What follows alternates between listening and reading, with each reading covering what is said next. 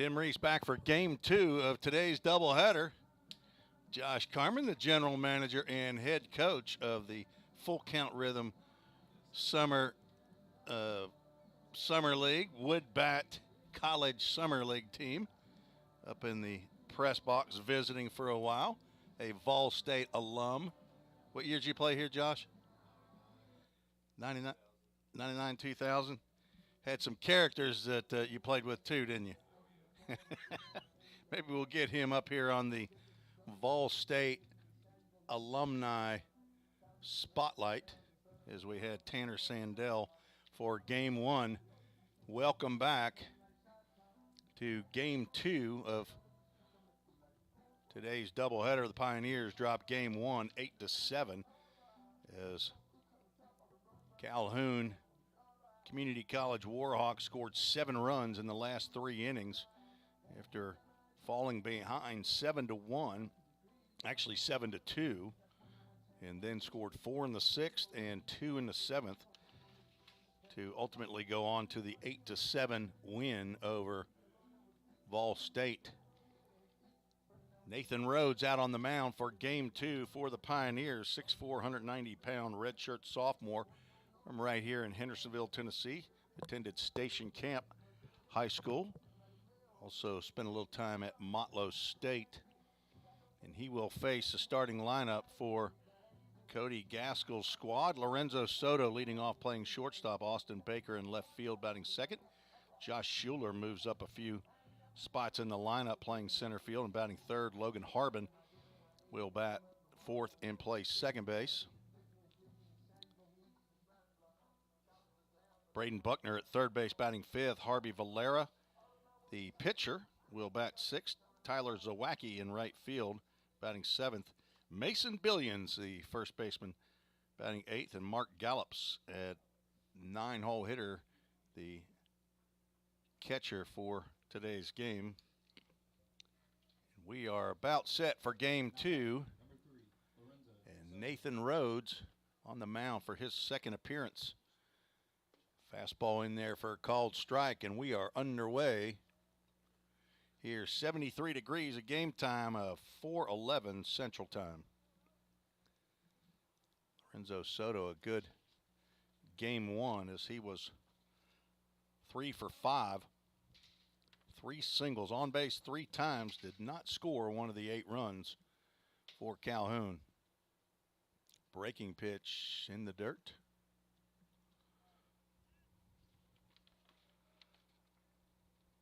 Drew Plummer makes an appearance, handing brand new baseballs to our umpire. Failed to get the umpires' names before the game as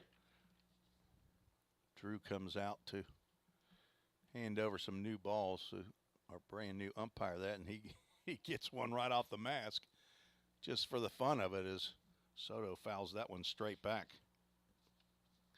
Nathan Rhodes, the son of Tag and Judy Rhodes, the brother to Ella.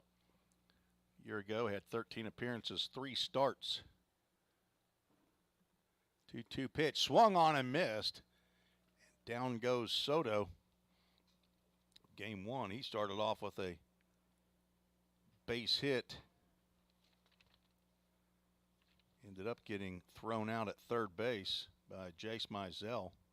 So 1 up, 1 down for number 23, Nathan Rhodes. Austin Baker steps to the plate. Sharp breaking pitch lands in the dirt.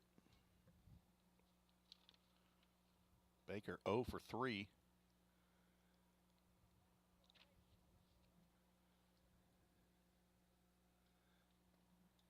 Fastball misses outside. I want to thank those of you that without my prompting, and I appreciate that, the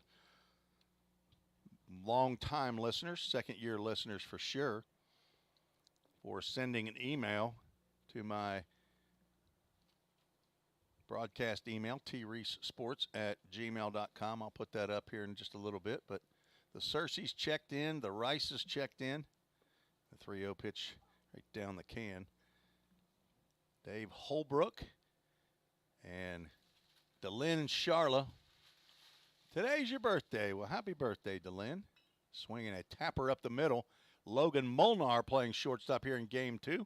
Fires on the run over to Logan, or Landon Godsey. Logan to Landon for out number 2. Guess I should have got to the defensive alignment before that happened, but we got a late start as we normally do on game 2. A lot happens between games. And I didn't bring a sandwich today, so I had to go beg and borrow from Shannon Zettel, Ethan Huddleston's mother, as Josh Schuler squares the bunt, pulls the bat back.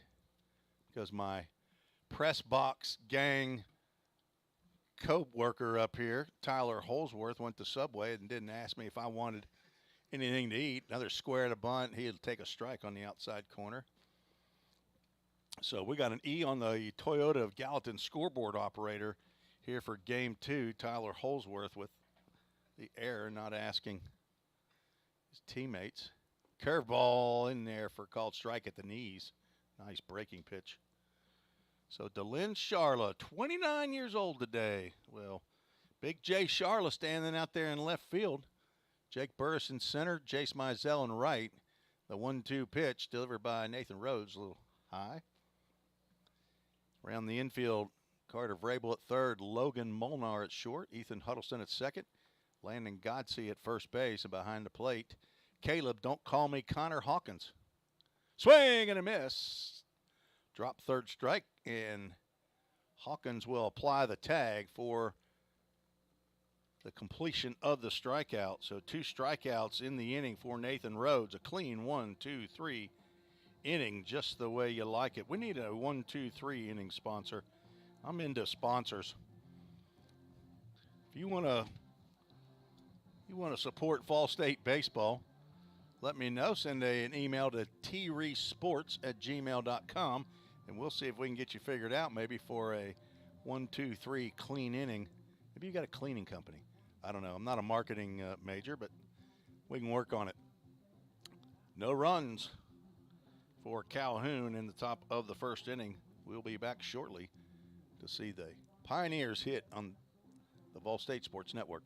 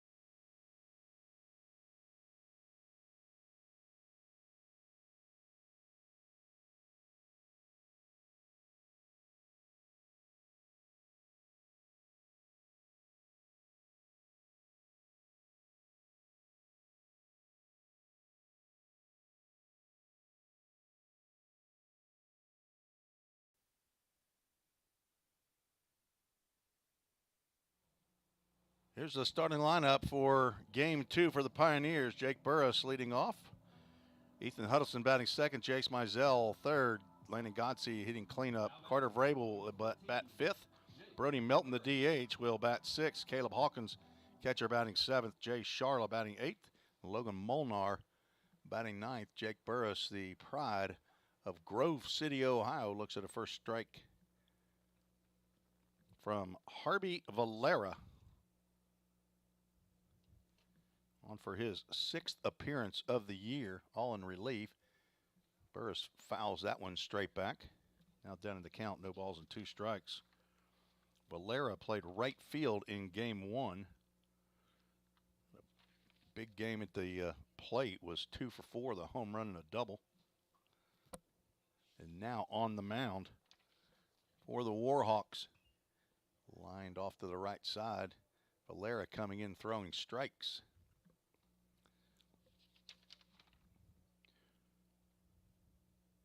Burris 2 for 5. 2 runs scored in game 1.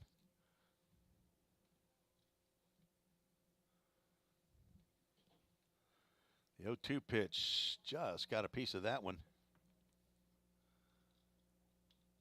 Go to Lynn Charlotte's birthday.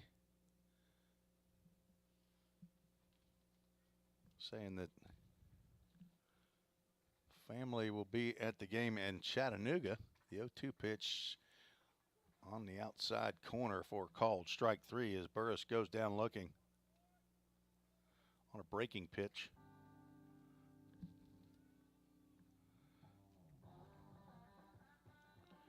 Ethan Huddleston stepping to the plate. Now batting, number 3, Ethan Huddleston. But he had a big fly in the first inning, a 2-run shot. Swing and a miss. On the first pitch he sees from Valera. He swung at that first pitch in the first inning with Jake Burris aboard and got the Pioneers on the board quickly with a 2-run home run. Breaking pitch in there for called strike 2. Valera. Not sure. I don't think he's thrown a ball yet. Nothing but strikes. As Huddleston down in the count, 0-2. Swing and a miss. Valera is dealing here to start the ball game. Huddleston went 1 for 3 in game 1 with that home run and 3 RBIs. Jace Mizell steps to the plate. Hitless in game 1 after having a big weekend. If you weren't with us in game 1, the Division I Region 7 Player of the Week as he fouls that one off. Not sure if Parker White was, not sure who was named as the pitcher of the week, but Parker White sure had a great start, complete game. There's the first pitch outside the zone from Valera. Parker White went 7 innings, complete game shutout in game 3 of the Rend Lake series. Gave up only 4 hits and 2 walks. Stop the press as Valera has thrown 2 in a row outside the zone here in the bottom of the first inning. The 2-1 breaking pitch on the inside corner.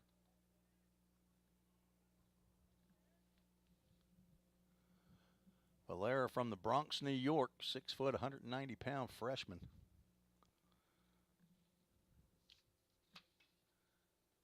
Drive down the right field line, but it will go foul.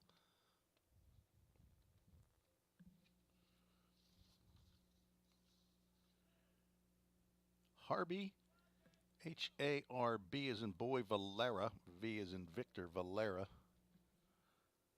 6th appearance of the year. Wide of Mark Gallup's glove. On to a full count. Ministries full count. 2 for 6 in game 1 on the full count. First pitch foul balls. See what happens here. Swinging a pop up in the infield. First baseman Mason Billions with a B as in boy. Billions gets over to make that catch. Both teams go down in order in the first. No score. We're going to the second inning, scheduled for 7 here in Gallatin, Tennessee on the Fall State Sports Network.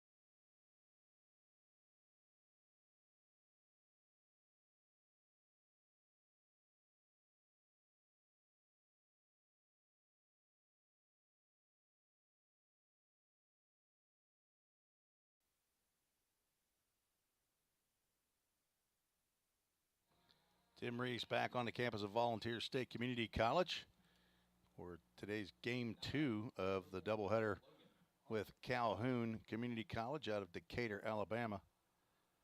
4, 5, and 6 set to face Nathan Rhodes. Ball lined down foul toward just past the visitors' dugout. Logan Harbin, second baseman, was a cleanup hitter in game 1. Struck out his first 2 times at the plate and then walked the next 2 and scored both times.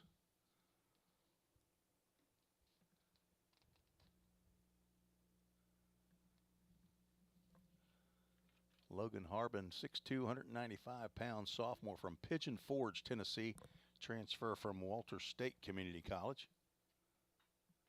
Pops that one up into shallow left field. Logan Malmar backpedaling. Jay Sharla comes on and makes the grab for out number 1. Big Jay Sharla, the son of birthday girl DeLynn Sharla from Riverdale High School.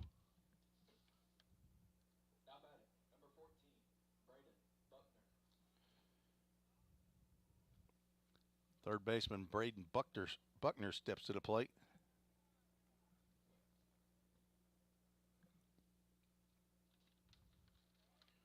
Buckner had one of the 4 home runs in game 1 for Calhoun.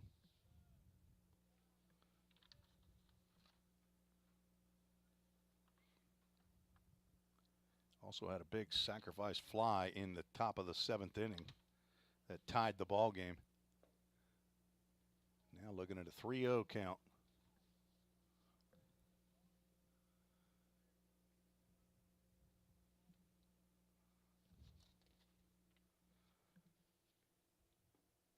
Fastball in the inside corner. Called strike. Nathan Rhodes has retired the first 4 he's faced. Looking to cut down on the walks. Swing and a miss as he missed that bat. Brings us to another full count. Ministries full count. Second appearance and second start of the year for Rhodes, and he will walk Braden Buckner. Now the pitcher, Harvey Valera, will step to the plate. It's the second pitcher that we've seen this year that's also hit in the lineup. First game of the year down in Central Alabama. Bryce Calloway. If he wasn't pitching, he was playing first base and hitting in the middle of their order. Swing and a miss on a high fastball.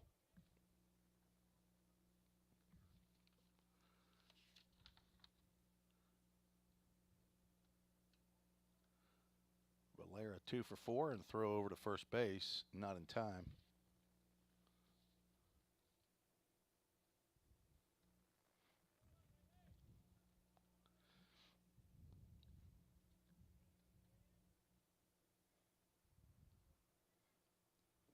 Swing and a miss on a changeup or a foul tip into the catcher's mitt.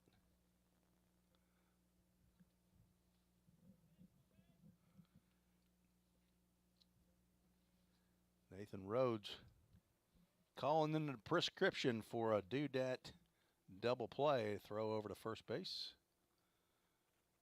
Landon Godsey now has the sun pretty much right in his eyes in these late afternoon ball games. Chase Mizell, as that big orb goes down, he's got a little more problem as well out there in right field. Could not get Valera to swing at that high heater. Caleb Hawkins behind the plate here in game 2, catching the veteran Nathan Rhodes on for his second year with the Pioneers.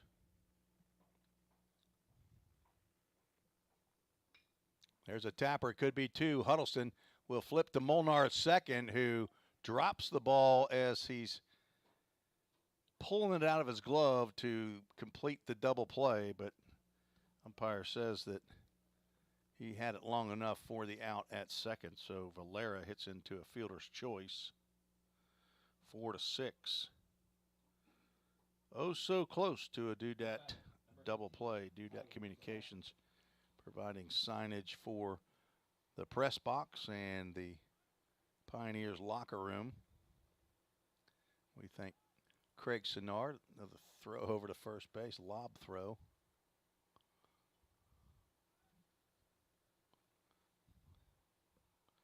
Tyler Zawacki, his first appearance at the dish for Calhoun, and he waves at that first pitch. It almost looked like his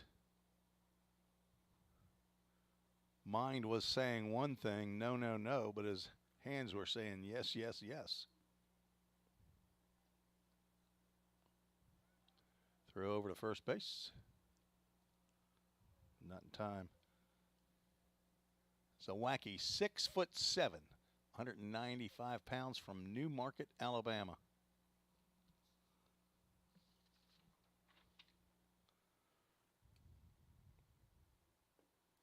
That's a big strike zone.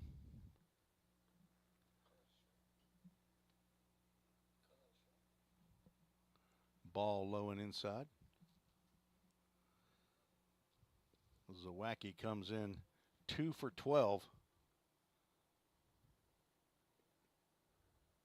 Breaking pitch over the middle of the plate, called strike. That was a big, sharp breaker. Valera, the pitcher, is on at first base. Not what coach wants to see. His pitcher having to run the bases. 2 outs. 1-2 count to Zawacki. Swinging a foul off the screen.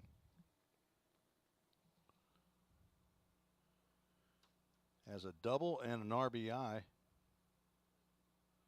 This is his 6th game of the year. Game number 11 for Calhoun. Swinging another foul ball. Might be the tallest position player that we've played against this year so far. Can't imagine there's going to be too many more that will be taller than Tyler. The 1-2. He's fouling balls off with regularity, though. MGM Industries foul ball. Looking out these beautiful custom-made windows. Provided not only the windows, but the deconstruction, taking out the old and putting in the new. Thanks to Joe Gaskins and Patrick Stewart over at MGM Industries for these custom windows here in Hendersonville, Tennessee. Breaking pitch. Misses inside.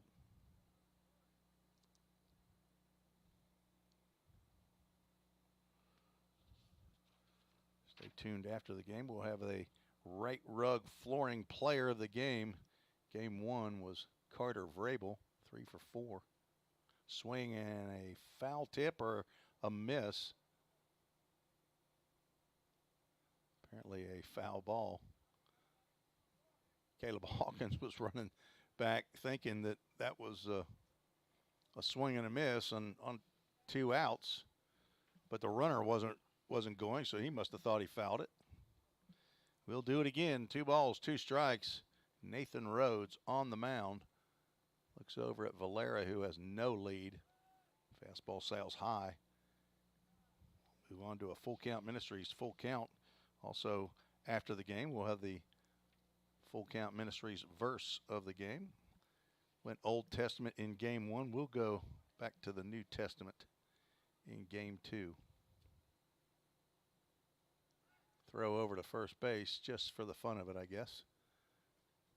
Since that is your pitcher over there, and he said, "What are you doing throwing over here? I was a step and a half off the bag."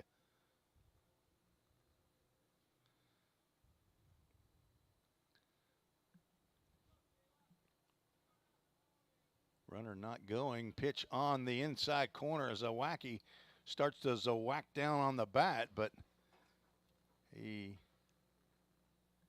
apparently kept his composure enough. And the third strikeout for Nathan Rhodes retires Calhoun. No runs, no hits, no errors, one runner left on base. Heading to the bottom of the second, you're listening to the Vol State Sports Network.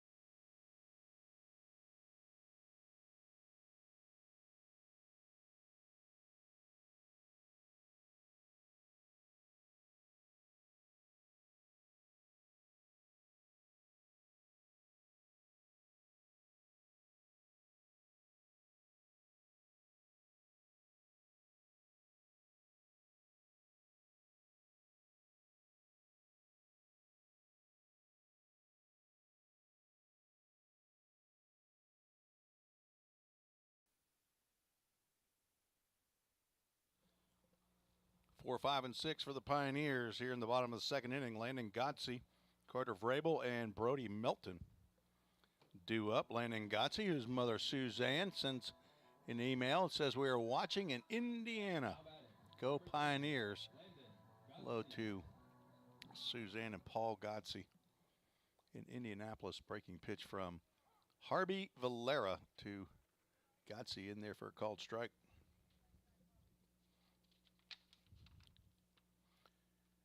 Godsey 3 for 4 in game one. Just a little high. He had the similar line that Lorenzo Soto, the leadoff batter for Calhoun, had. He had 3 singles, but never scored a run. Fastball stays high as well.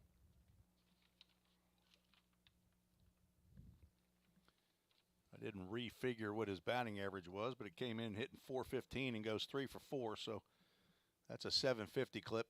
And there's now hit number 4 as get down, Harvey. One's coming back quickly.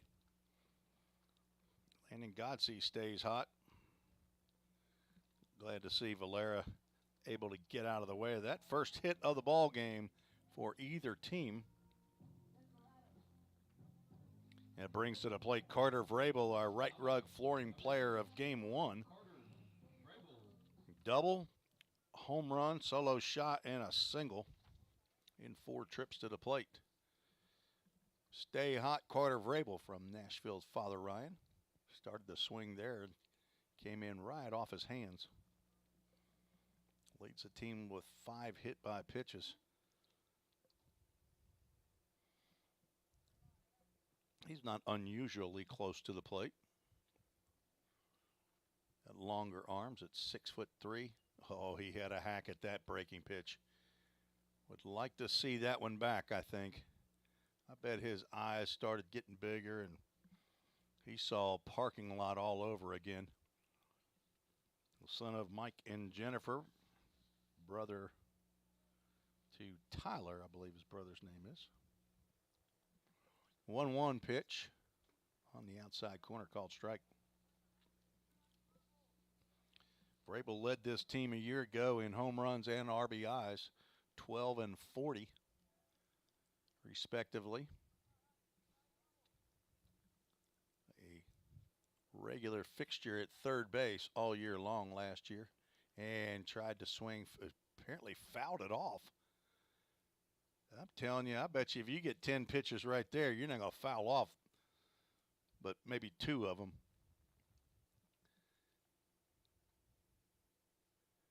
He was in swing, swing, swing, swing mode there. Nice pitch by Valera. Godsey leads off at first. Not much of a lead, but fastball high and tight.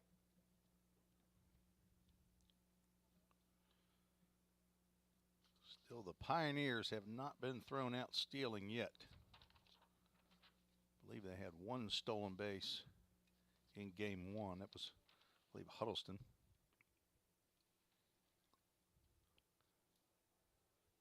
Nice stop by Gallops, the catcher. Full Count Ministries, full count to Carter Vrabel, the third baseman. On deck, Brody Melton, the DH.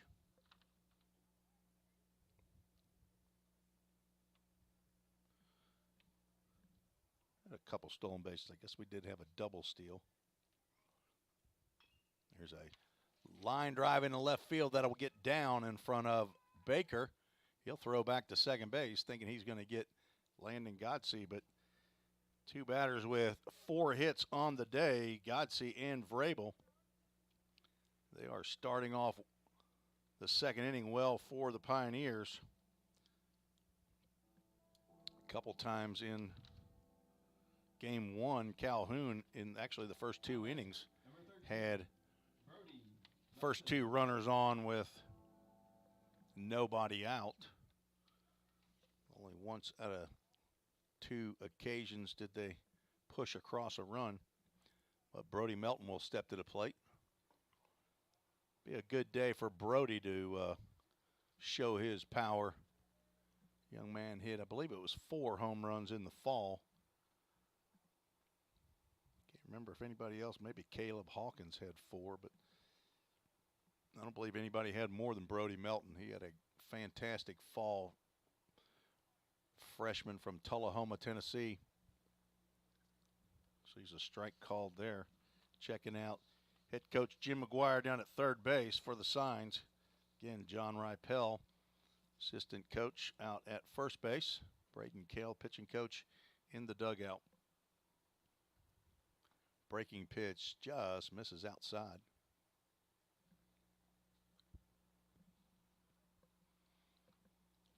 Melton, the son of Sam Melton in Tullahoma, and Amy Morris, also in Tullahoma. A brother to Lily and Blake. Opa and Omi are grandparents in Tullahoma, along with Tootsie and Pops. Everybody's in Tullahoma.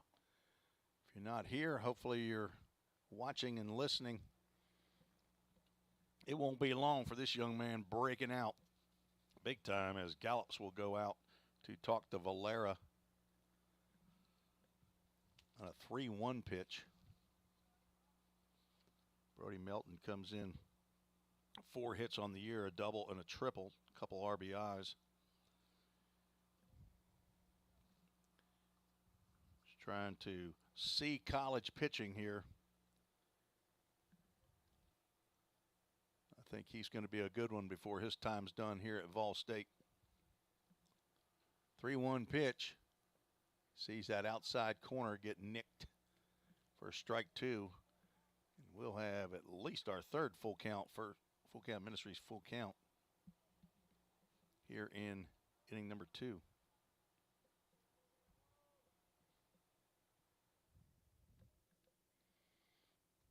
Valera comes set.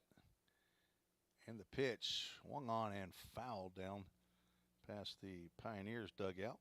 So there's your full count first pitch foul ball. 1 for 2 today here in game 2.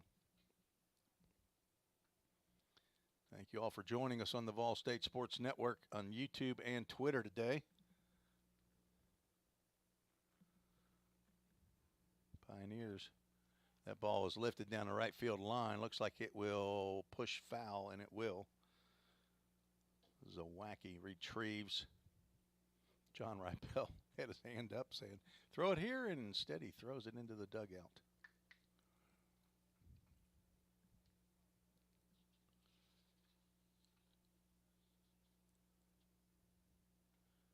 RB Valera finally gets a baseball to use to deliver another full count pitch to Brody Melton.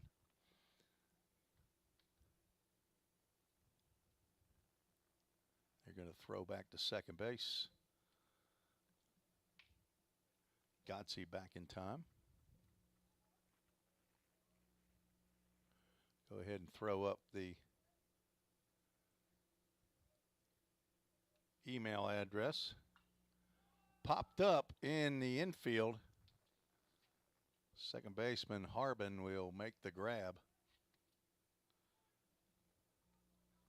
And Brody Melton is retired.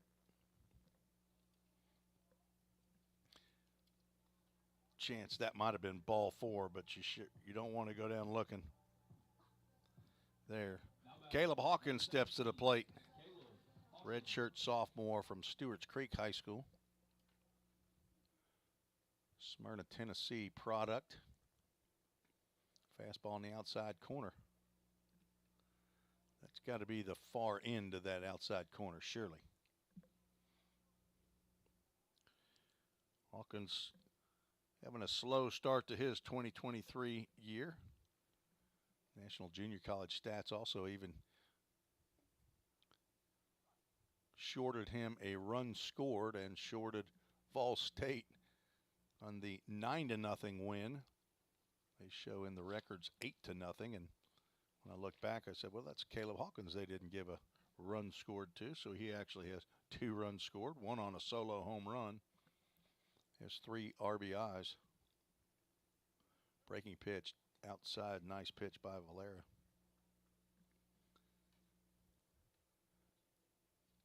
Leadoff single by Gotze and followed up by Carter Vrabel's single in the left field. Put runners at first and second, but a pop out in the infield, and Caleb Hawkins now 2-ball, 2-strike count.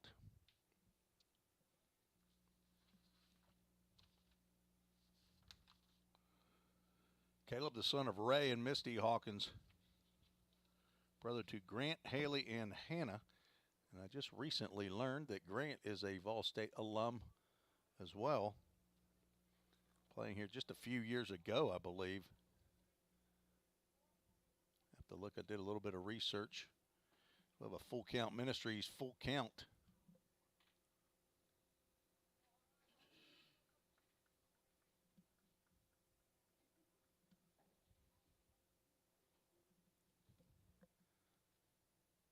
Long look back at second base. Runner goes, swing and a miss. Strike 3, throw down to second base, goes into center field. And the Pioneers will score the Framework Athletics first run of the game. Catcher Gallops is complaining that, get to the wide angle, trying to show the steal down at second base, but now there's more action as head coach Cody Gaskell will come out to argue that Caleb Hawkins' swing may have carried him in front of home plate and bothered the throw down to second base. So runs on the board unless this conversation between umpires makes any difference at all. So the 2 umpires gather together, talk it over, and decide there was no batter interference on Caleb Hawkins. And honestly, I didn't see, there's a lot of that goes on, but Landon Gotze comes around to score the Framework Athletics first run of the game. Big Jay Charla steps to the plate. First pitch he sees is in the dirt. Carter Vrabel, an excellent base runner down at third base. Had a close eye on that pitch. You better not sleep on Vrabel. He is looking to score. Jay Charla pops one up out to center fielder Schuler. Josh Schuler will make the grab for the third out here in the second inning. But the Pioneers scratch for 1 after getting the first 2 batters on base via a base hit. And score 1 on the errant throw to second base on the attempted steal. So a stolen base by Carter Vrabel and Landon Gotze. And then Gotze scores on the error. So 1-0 lead for the Pioneers after 2. You're listening to the Vol State Sports Network.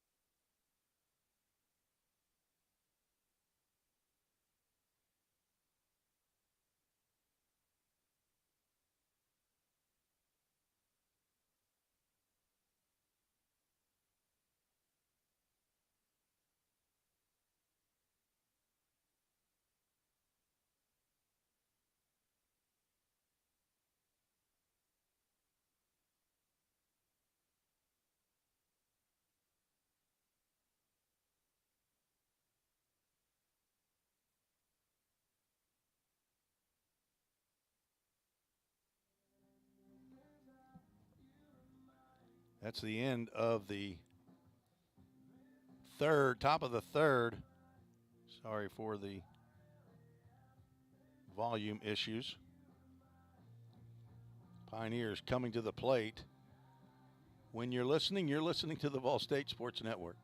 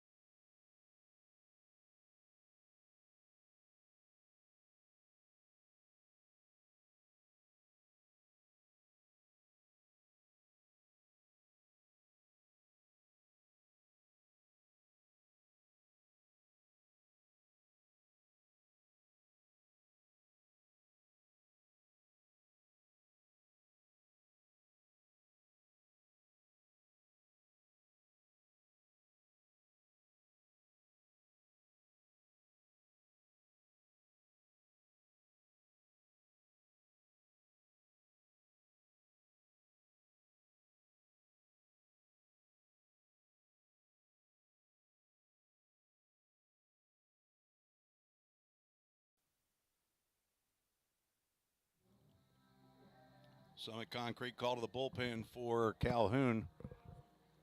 Number 27, Nate Watson, freshman right-hander, on in relief of the now DH, Harvey Valera. Watson, 6 foot, 210 pounds, from Morristown, Tennessee, and is a transfer from Walters State Community College. Went to high school at Morristown West. He'll be on to face 9-1-2 for the Pioneers.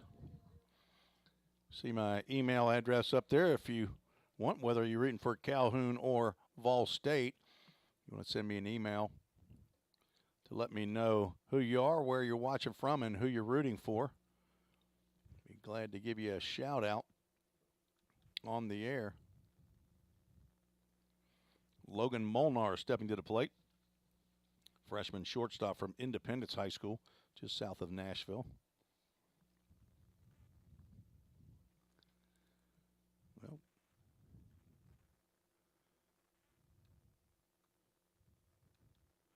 trying to get the count correct as I look at the Toyota of Gallatin scoreboard out there. Beautiful looking scoreboard. Shot to the hole, diving play by second baseman Harbin, and he just gets Molnar at first base. Nice diving play by one Logan to get another Logan. Molnar still searching for that first collegiate hit. So Jake Burris steps to the plate. He's got a lot of collegiate hits.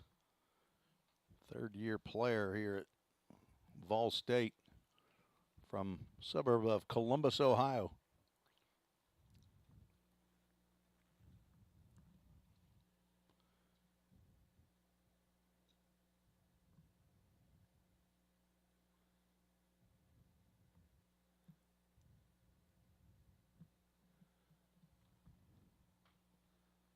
There's a shot that this one's picked off by the third baseman, who throws immediately in the dirt. Jake Burris will start to go to second base. Talking to the umpire about maybe being interfered with by the first baseman, but that falls on deaf ears. So Burris will reach on the error by Braden Buckner at third base. Second error by Calhoun. In game one, he had 2 base hits between shortstop and third base. This time he couldn't slide it over far enough. As Huddleston squares to bunt and just got out of the way of that fastball that was hunting his belt buckle. And on the wild pitch, Jake Burris moves on down to second base. I'm pretty sure Ethan Huddleston is up there thinking there's no way I didn't get hit with that pitch. So a runner in scoring position for the Pioneers' second baseman. It has hit his second home run of the year in the first inning of game one. Taps that one over the top of the Pioneer dugout. And his family sitting straight behind home plate, right in front of the press box. Shannon Zettel, Dan Zettel, and his brother Noah. The 1-1 breaking pitch, nice pitch by Watson. Huddleston now down in the count, 1-2. Was 1 for 3 in game one with 3 RBIs. Looking to drive in a run here. Burris off. There's a shot in the left field, and that will get down for a base hit. And there is the RBI. Huddleston smoked that one over the top. Over the third baseman's head. And Jake Burris, who was running on the pitch, scores easily.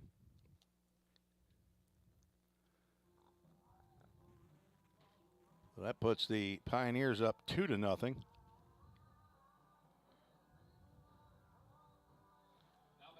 number 34, Jace Mizell.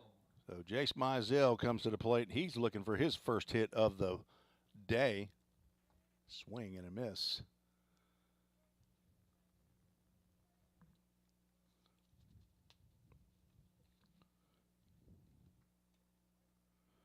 Pioneers score 1 in the second and so far 1 here in the third.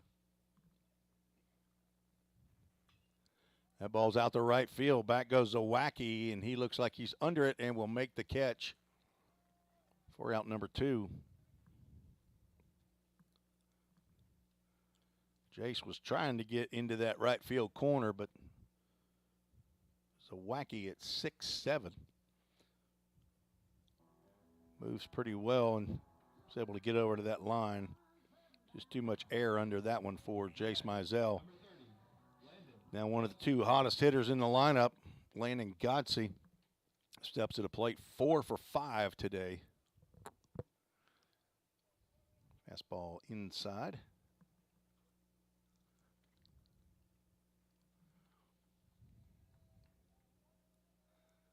Hello to Dave Holbrook listening in the Grove City, Ohio. Breaking pitch misses high. And the Cersei's, who were listening in on game 1. Not sure if they're tuned in here game 2. Hello to Nana from Linden, Kentucky. Godsey pops that one up. First baseman comes over in front of the second baseman. Second baseman says, no, I will take that. Logan Harbin makes the catch to retire Godsey and the Pioneers. The Pioneers do scratch for 1 run, and it's unearned, so both runs have been unearned so far on 1 hit, 1 error, and 1 runner left on base.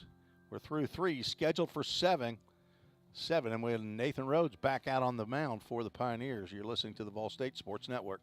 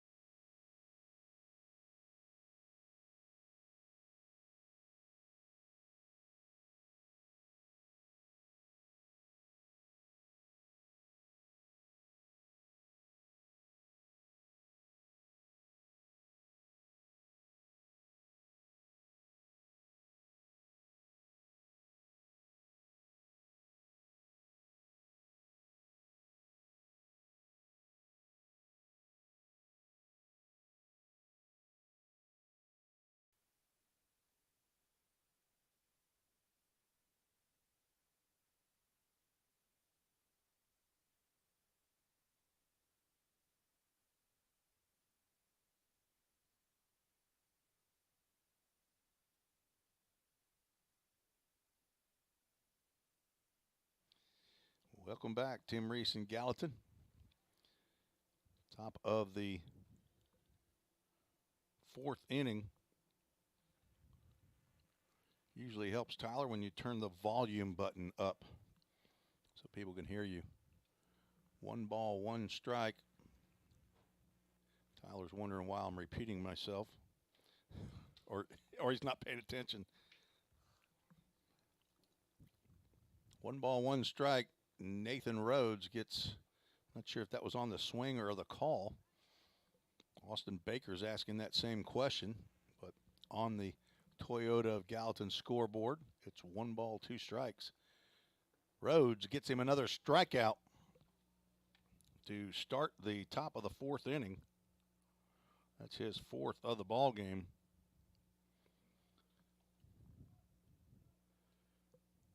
Definitely a much better start for Nathan Rhodes here against Calhoun than against Central Alabama. Squares the bunt again as Josh Schiller, the 3-hole hitter, and looks a strike called. He squared around the bunt a lot today, but I don't think he's ever put one down. Struck out swinging to end the 1st. It's a ground ball to second. Huddleston over and throws on to Gotze for out number 2.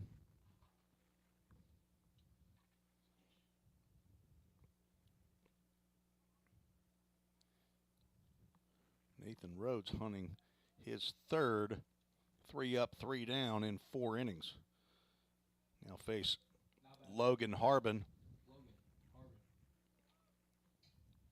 second baseman for Calhoun. Shade is coming to the plate, just creeping up behind the umpire. Nathan Rhodes is partly in the shade due to the light pole. Sun coming from the left side of Pioneer Field here on the Tim Garrett Baseball Complex. Rhodes now gone 3 balls and no strikes to the cleanup hitter for Calhoun, who was 0 for 3 in 5 plate appearances, 2 walks. Looking for that 3rd walk, but right there gets a 3-0 strike. Harbin came in hitting .231. Taps one down to 3rd base, and it will just go foul. Carter Vrabel able to snag that, but he knew that was going to be foul, did not make a throw. Brings us to a full count. Ministries full count.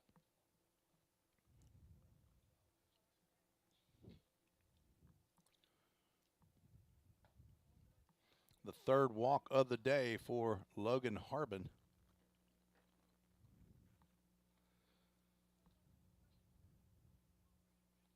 Second walk of the ball game by Nathan Rhodes.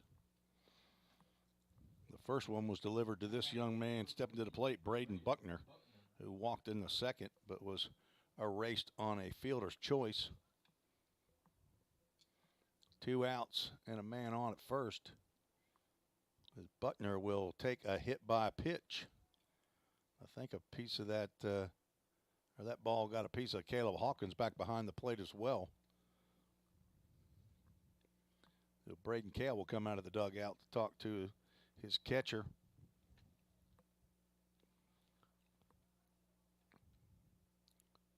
First hit batter of the ball game. Second hit batter for Nathan Rhodes here in his 2nd appearance.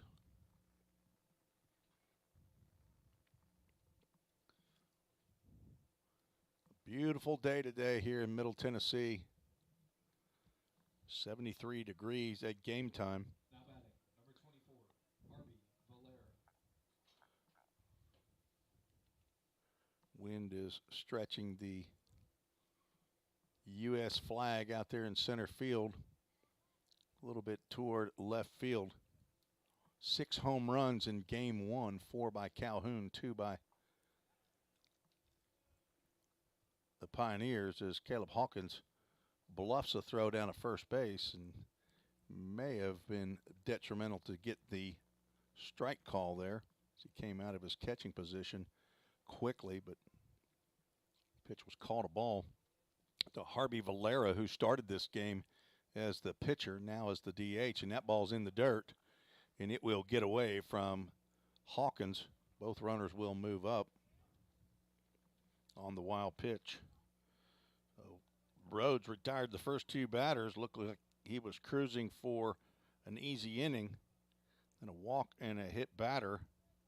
And now a wild pitch has put two runners in scoring position for Valera, who hit one of the 4 home runs in game 1.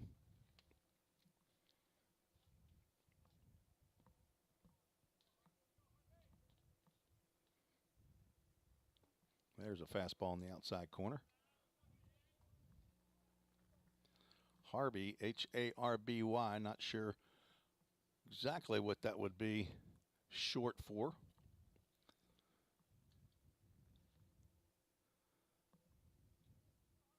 A unique name for sure. Another fastball in the outside corner, and Valera just rolls his head. He wants those when he's on the mound. He doesn't want those when he's in the batter's box.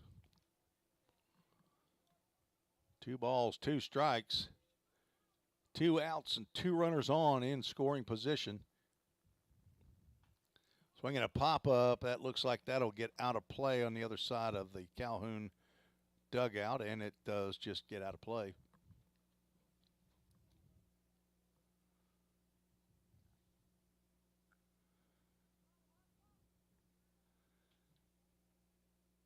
And the McDaniels have checked in from the Grove.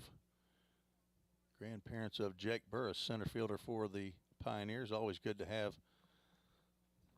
the McDaniels check in. Randy Cale, Braden Cale's father. I met him this past weekend. He's checking in via email. Fastball sails high, and we'll move to another Full Count Ministries full count. And a thankful mother of a Calhoun player, Trey Scott. Tennessee Scott is checked in. Good to have you from Cartersville, Georgia.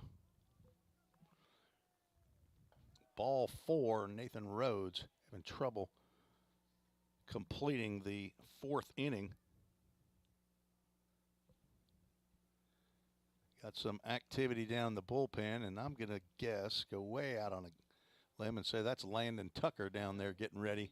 Speaking of Georgia, LaGrange, Georgia, Landon Tucker, sidearm relief pitcher. Nathan Rhodes wants to leave him down in the bullpen for another half inning, but Braden Cale will now step out of the bullpen, or out of the dugout.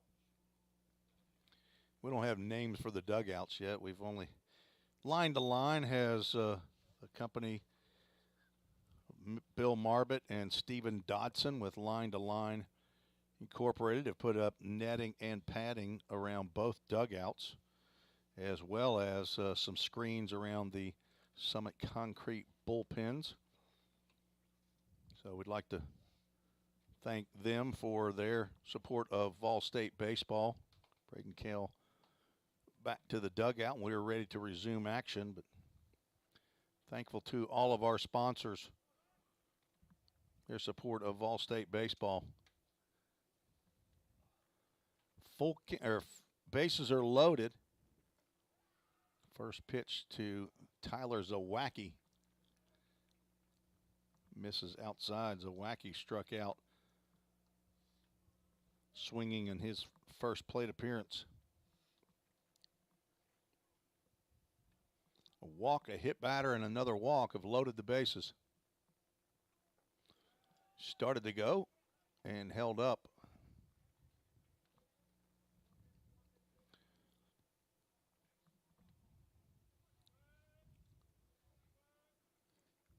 Pioneers on the road this weekend. Not sure if it'll be Friday, Saturday, or Saturday, Sunday. Start their conference schedule as Zawacki sends an MGM Industries foul ball off to the right side. It could be Saturday, Sunday at Chattanooga State to begin the conference play. 9 straight weeks of conference action First weekend away at Chattanooga. There's a hard shot to second baseman Ethan Huddleston, who will forego the flip and take it on his own at second base to retire the Warhawks. Nathan Rhodes pitches himself into a jam and then out as he induces a wacky to hit into the 4 unassisted fielder's choice. Pioneers still lead 2-0. You're listening to the Vol State Sports Network.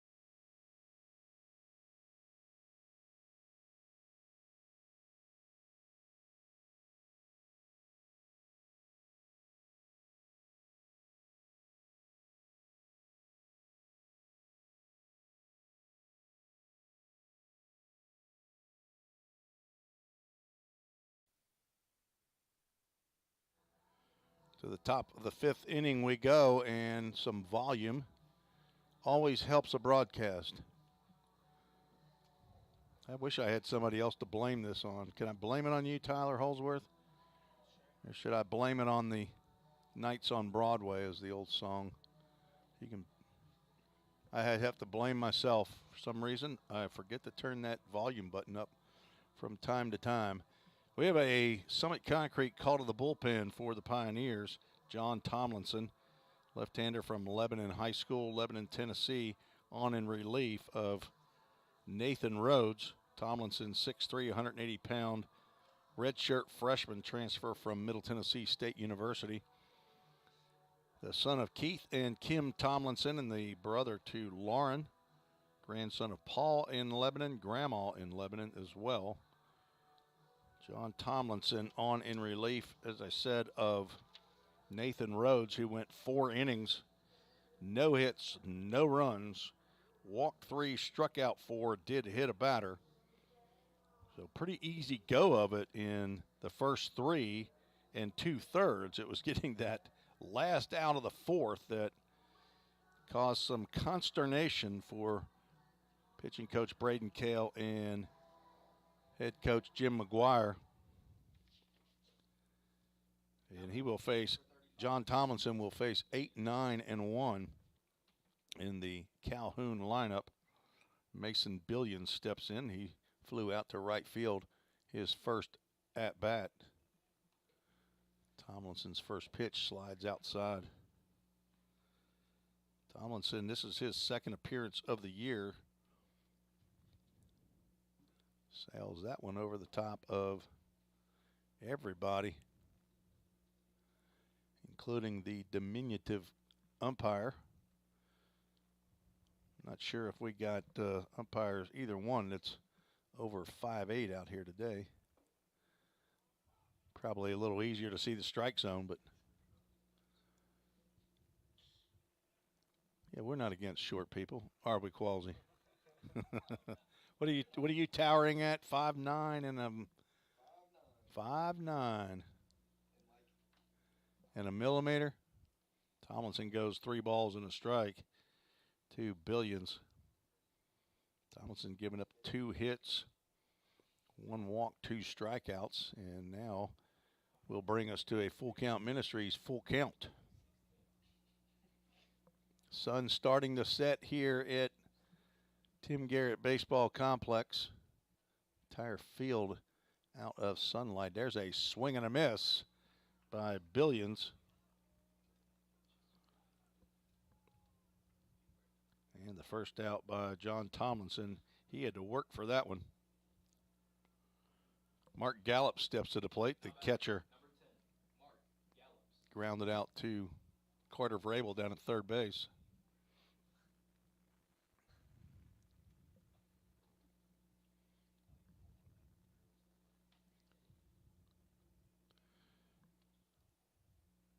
Ball 1 to Gallops with Lorenzo Soto on deck. That one apparently just outside of this umpire's outside strike zone. Shakes his head side to side, says nope, not going to call that one. Bring it in a little bit. There it is. A little bit higher and maybe just a hair closer to the plate.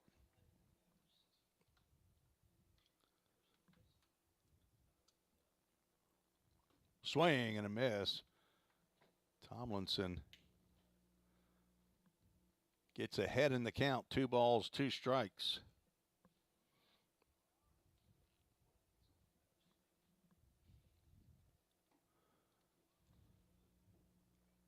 He played for Full Count Rhythm last year at the end of the year, so he's familiar with Full Count Ministries, Full Count.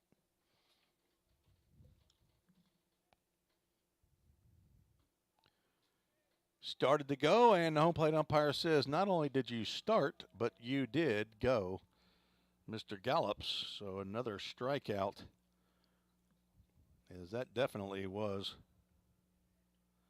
ball 4.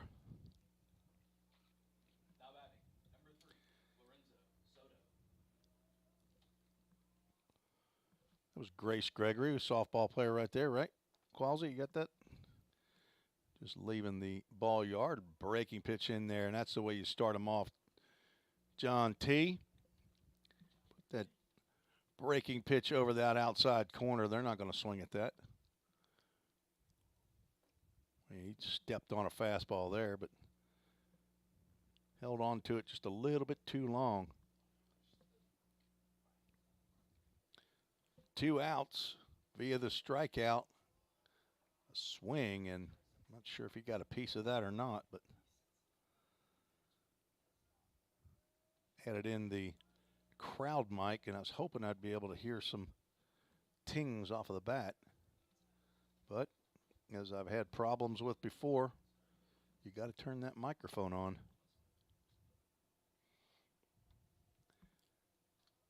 Tomlinson getting his work in here, swinging a foul ball on a 2-2 pitch. I believe that's at least 6 pitches per batter. Or I guess that was 5 right there. This will be 6 to Lorenzo Soto, 0 for 2 here in game 2 after collecting 3 hits. And he'll hit a chopper over the top of the mound. And this will be a tough play for Huddleston. He will make the throw on the run, but Soto, who runs well, will beat that one out for an infield single. And there's the first hit of the game for Calhoun. Comes with 2 outs in the 5th inning.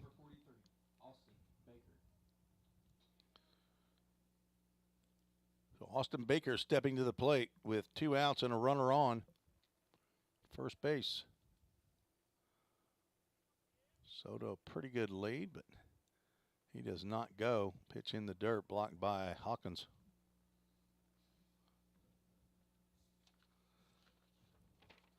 Some research that I did.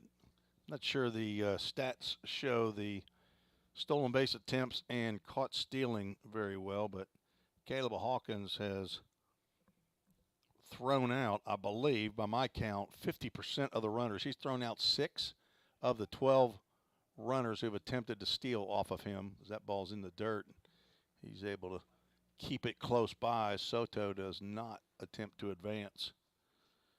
And he's also picked off a runner at first base, so his defense throwing the ball has been excellent already this year.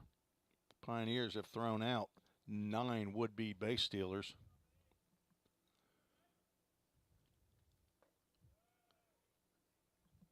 Missed just down below the knees to Baker. Count goes 3 balls and no strikes to the left fielder for Calhoun. On deck, center fielder Josh Schuler. Lights are on. Not sure they've taken full effect as a 3-0 goes to 3-1. We keep the lights off in the press box because of how shiny these windows are. The reflection is not good for viewing. Ground ball to short. Molnar will go the short way to Huddleston for the fielder's choice to retire the Warhawks. No runs. They do collect their first hit. No errors. 1 runner left on base. We're through 4.5, scheduled for 7. You're listening to the Vol State Sports Network.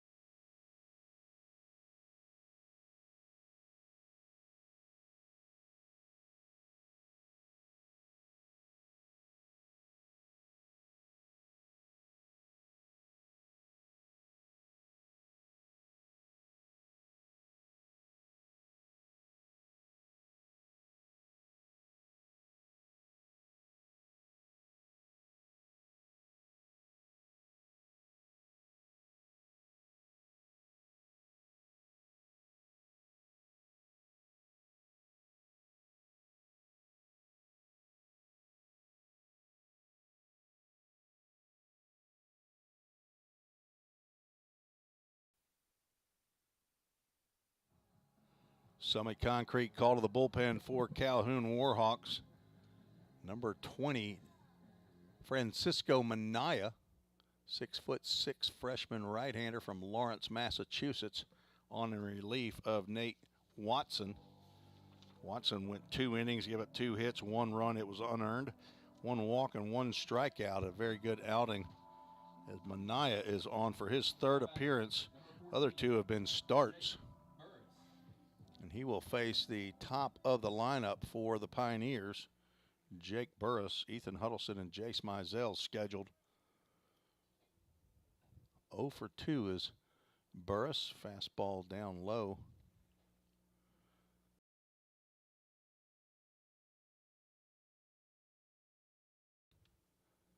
You didn't miss anything other than me fumbling with the equipment.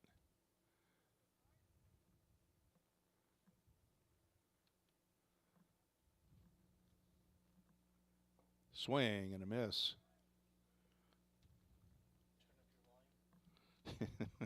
That's what I need. I need reminders. Tyler Holsworth on the Toyota of Gallatin scoreboard as the operator is checking to make sure I turn my volume up. I probably do need that. Check from time to time. On the outside corner.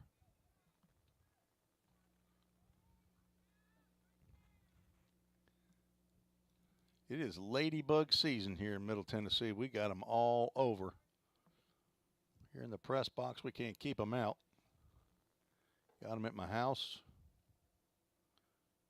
Swing and a miss. Yep, apparently a foul ball into the catcher's mitt. Caused an errant throw on the throw down to third base. And Burris goes down on strikes. That's 2 for him today here in game 2. And 1 to end game 1. You'll see him strike out a lot. Ethan Huddleston steps to the plate. He will square around the bunt. The umpire says, you should have bunted it. It's a strike. Not necessarily the best pitch to bunt. Billions, first baseman, is inside the bag. There's a fastball high and away. He's halfway expecting Huddleston to bunt. Third baseman Braden Buckner has moved back now with a 1-1 count. Don't think there's any changes out in the defense for Calhoun. Swing and a miss on a fastball that was moving away from Huddleston. On deck, Jace Mizell. Ethan had an RBI single in the 3rd after Burris reached on an error. Popped up in the infield. It is high, and Lorenzo Soto back in the grass will make the catch for out number 2.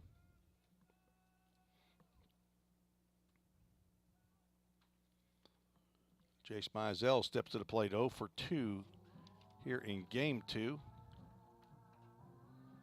0 for 5 on the day after being named the Region 7 Player of the Week. Come on, Jace, get you one right here. In the bottom of the 5th, might not have a chance to hit again. There it is. Line drive into left field. I guess I'm just a cheerleader too.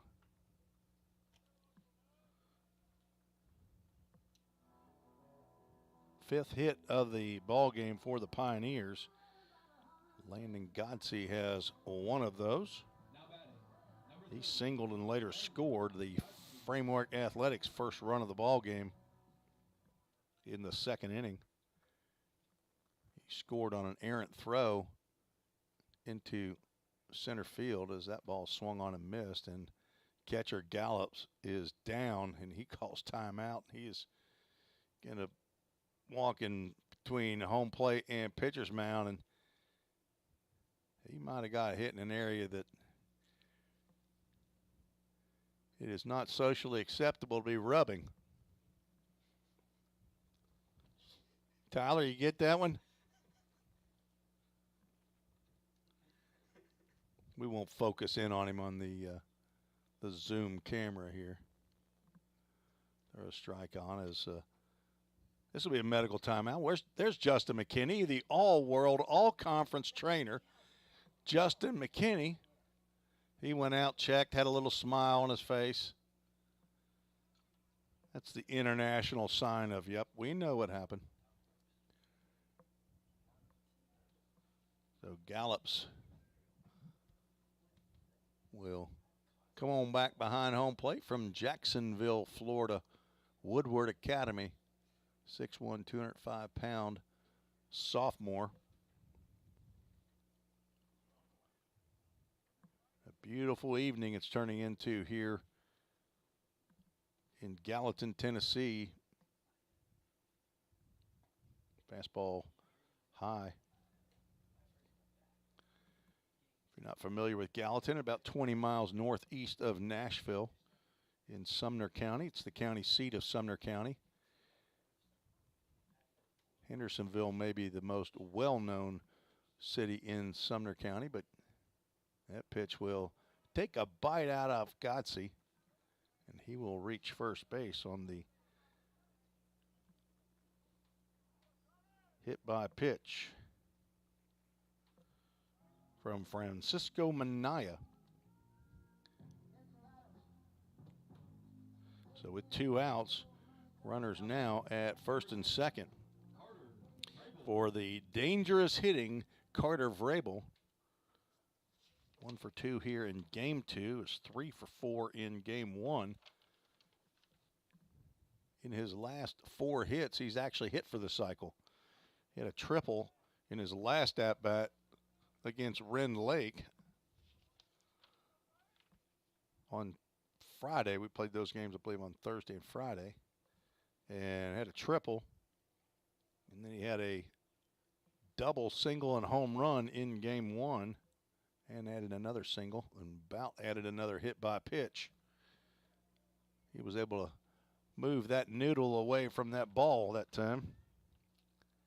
Last place you want to get hits in the melon, the noodle, the bean. La cabeza. Carter looking for something over the plate. A step off by Minaya. Is apparently not set on what pitch to throw.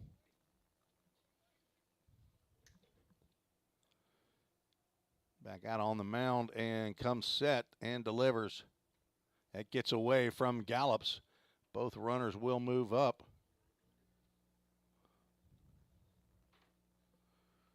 Now 2 runners in scoring position here with 2 outs in the bottom of the 5th inning. On the wild pitch.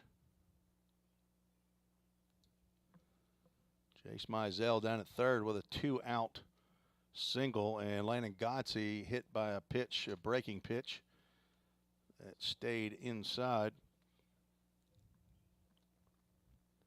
Now a visit from who I believe is the pitching coach, Tyler Self, but I could be wrong. Not sure if Jacob Freeland is the pitching coach or Tyler. Lindsey Wilson. Well, they named a college after you. It says Go Warhawks, Calhoun softball team. Wonder if, now this is Lindsey, Linzie, not Lyndsey, the college in Kentucky. Not sure who Lindsey is rooting for, but somebody on the Warhawks.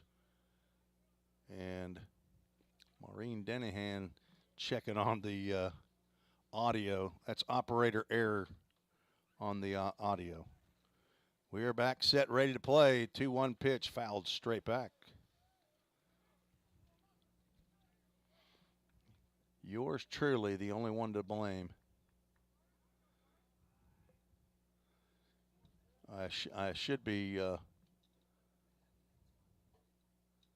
interviewing for an internship here. Mary Ann Gaskell. I would assume you're related in some form or fashion to head coach Cody Gaskell. Vrabel just gets a piece of that, then does a push-up right in front of home plate after reaching out, getting to that. Stays alive in the count.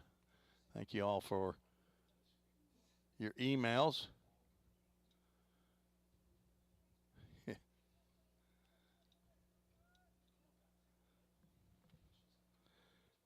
Do the 2-2 all over again. Popped up. This could be playable. Back comes Gallops, and he will come too far as that ball backs up toward the field and falls to the grass, and Carter Vrabel will have another chance at the 2-2 pitch. Not easy plays, pop-ups to catchers. Probably would not rate that one as an error like I did in game one, error on a right fielder. Actually, it was a starting pitcher here, game two, Harvey Valera. 2-2 pitch. Swung on, and this has popped up, and this should be playable in the infield. In comes third baseman Braden Buckner, who made the catch, then decided to do a push-up on the pitcher's mound. But the Pioneers do not score in the bottom of the fifth inning, even though they threaten with runners at second and third. No runs, one hit, no errors, 2 runners left on base. That is 6 for the ball game for Vol State. Hold a slim 2-0 lead as we go to the 6th inning. Thanks for joining us on YouTube and Twitter on the Vol State Sports Network.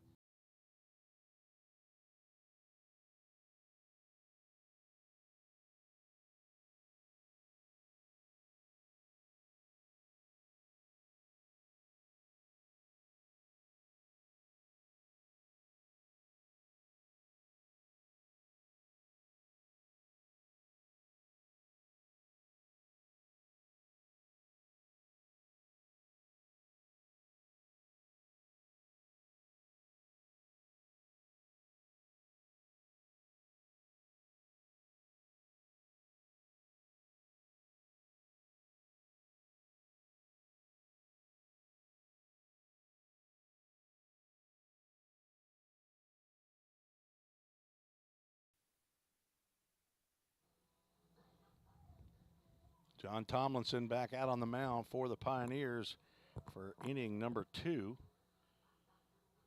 Saw 4 batters in the 5th, gave up an infield single. Shut that down by getting Austin Baker to ground out into a fielder's choice.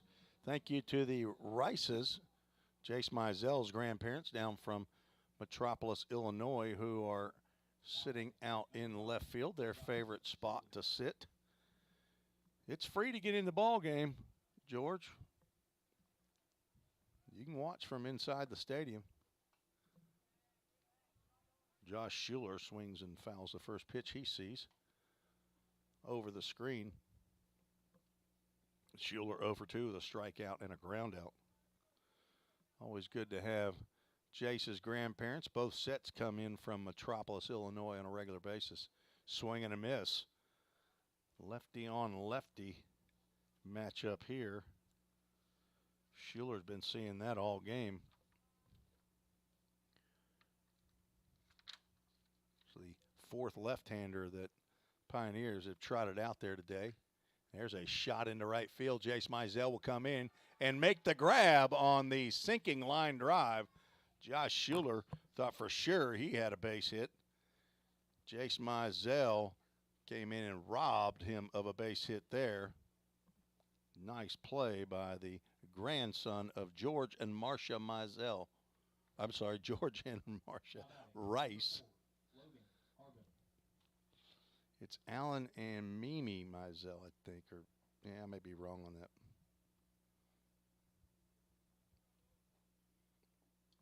John Tomlinson gets the first out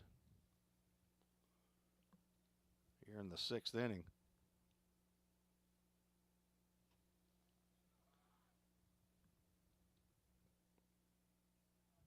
Just missed with that 1-0 pitch. Not sure where, but maybe low.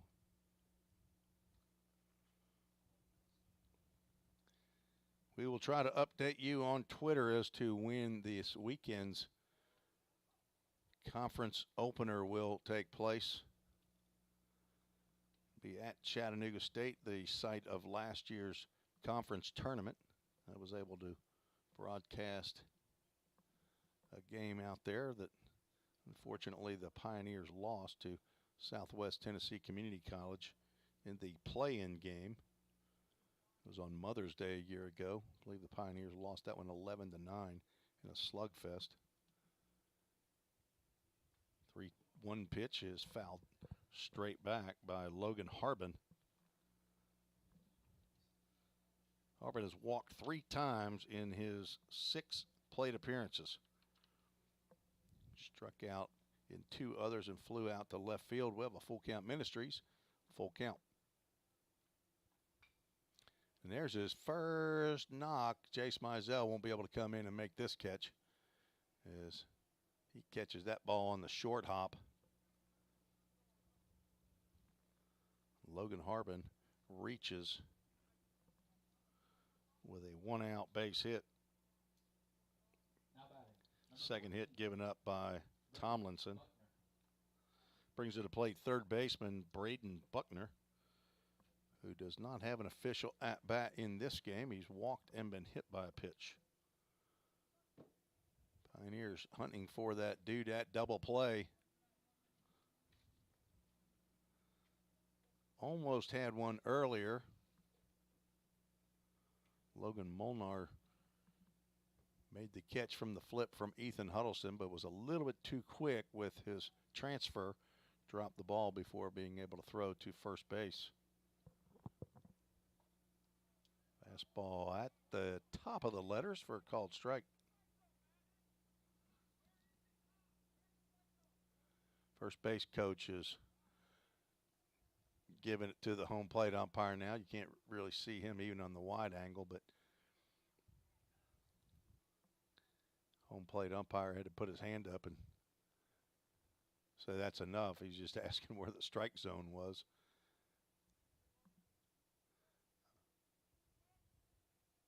There's a good pitch and a swing and a miss.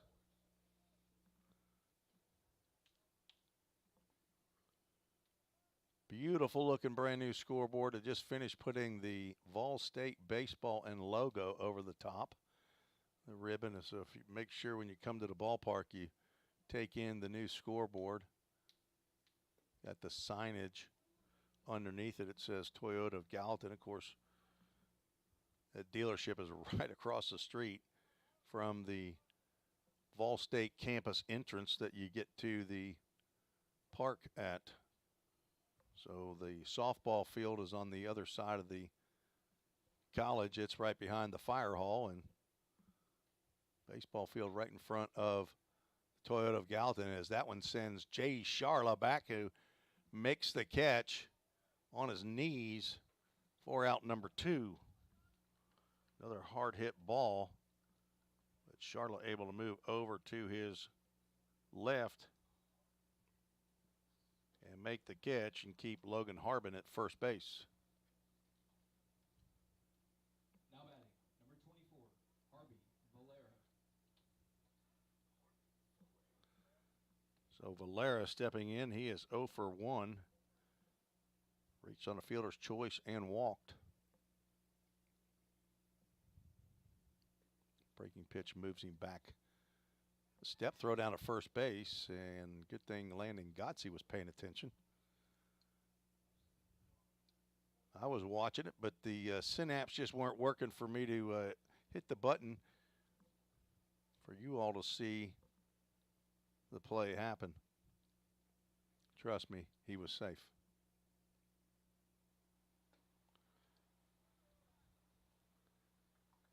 Valera now seeing a 2-0 count from Tomlinson.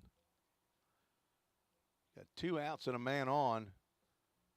Pioneers trying to take game 2 of the doubleheader today after dropping game 1. Now goes 3-0. Pioneers leading throughout the ball game until the top of the 7th inning when closer Chase Birdwell came in and just did not have the game he was hoping for. There's a 3-0 pitch right down the can.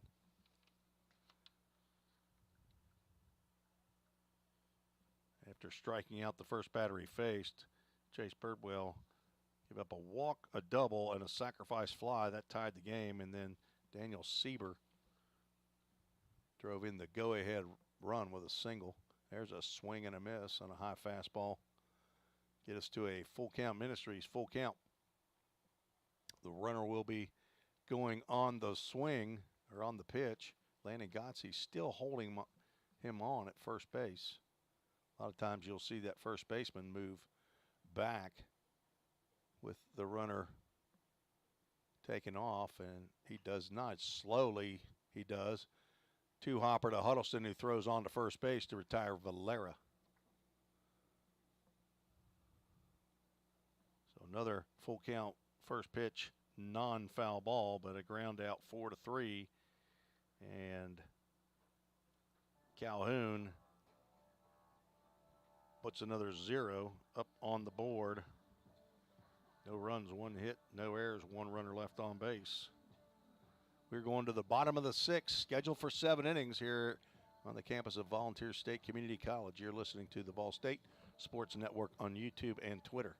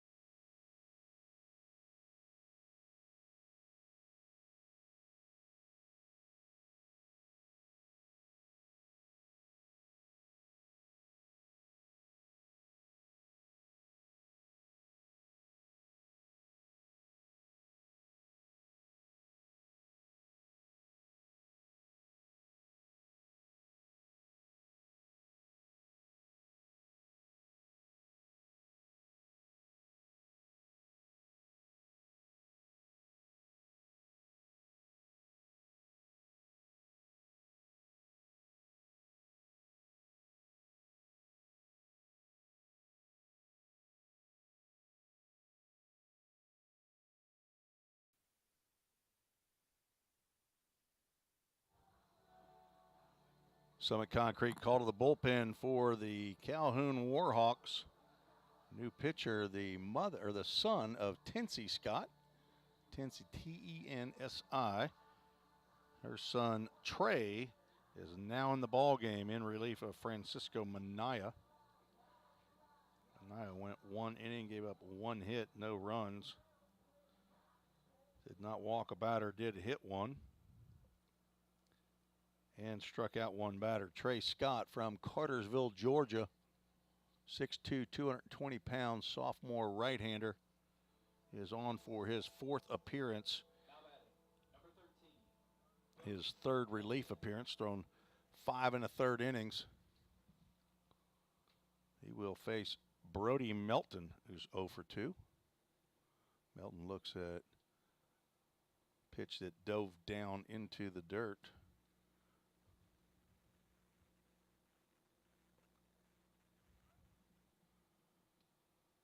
So time for Melton to get a big knock here to get the bottom of the 6th going. He a ground ball into the hole, but Buckner over to cut it off, and a throw to Billions at first base is in time to cut down Brody Melton.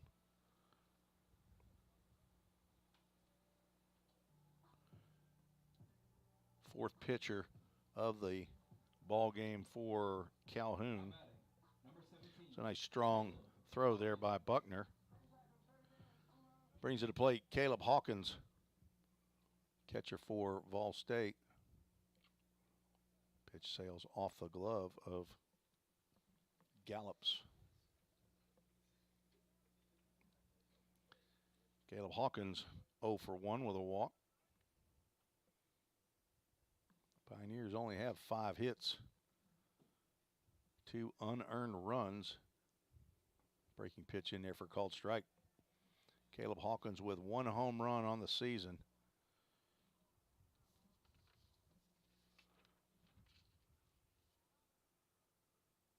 Only 2 hits, looking to pick up his 3rd hit right now. Breaking pitch, called strike. Caleb Hawkins transfers from Wabash Valley College to Dyersburg State a couple years ago, and then got limited action there in 2021 as he swings and misses. He will go down on strikes. Transferred a little over a year ago to Vol State and now playing in his 2nd season. Now batting, number 35. Feeling Jay Charla. tough for Caleb Hawkins as he's struggling through the first quarter of this season. Big J Charla steps to the plate. Another ball gets by Gallops. Charla, redshirt sophomore, 1 for 2 at a single in the left field. Remember last year, can't remember who played against, but Big J had 3 total at-bats, and one of them he took out of here in a night game to right field. He ended up hitting 1,000 on a season. He had a sacrifice fly and a walk, I believe. His only official at bat was a home run. See now seeing a 3-0 pitch. Big J Charla from Murfreesboro, Tennessee, 5'9", 160 pounds. And he will take a 4-pitch stroll on down to first base. On base percentage increasing for Big J Charla. Sure he wants some birthday cake to Lynn, so make sure to save him a piece. First walk by Scott after retiring the first 2 batters that he's faced. And Logan Molnar steps to the plate and he fouls one off to the right side. That will get out of play.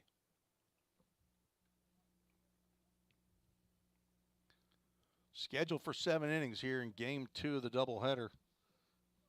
Pioneers looking to even this series. There'll be a 2-game set down in Calhoun later on. I think that's next month. There's a ball in the dirt. Charla will elect to stay at first base.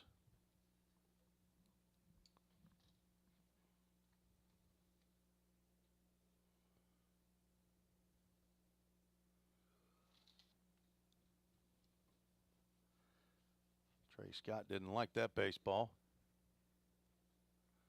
so he will send it in and see if he can get one that he does like.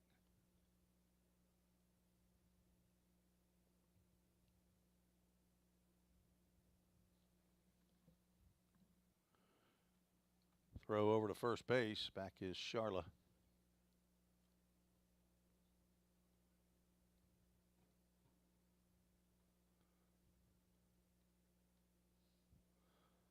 Looks like actually in about 3 weeks, Pioneers will play Calhoun down in Alabama.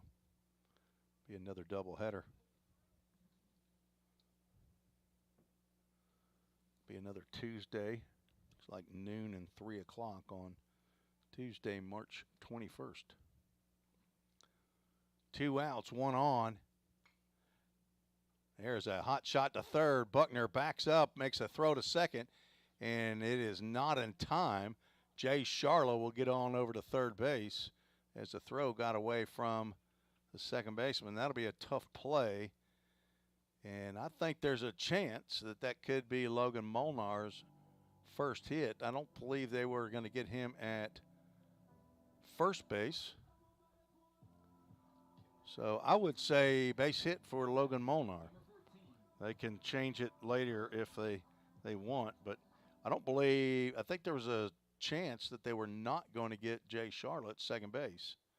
But it was a tough play all the way around. And Logan Molnar will get an infield hit. Jake Burris stepping to the plate, and he takes a JV cut there, trying to come up with 3 big ones for the Pioneers, and comes up empty. We'll confer with. There's a line drive into center. Nope, not into center field. It died when it got out to Soto. And that'll be a line out to the shortstop for the 3rd out. I thought off the bat that had a chance to get out into center field, but Pioneers will go down no runs, and for now, 1 hit, no errors, and 2 runners left on base. We're going to the 7th, last inning. New pitcher on for the Pioneers. It looks like Noah Eatman, and he will come in to attempt to save this ball game. We'll tell you about Noah when we return on the Ball State Sports Network.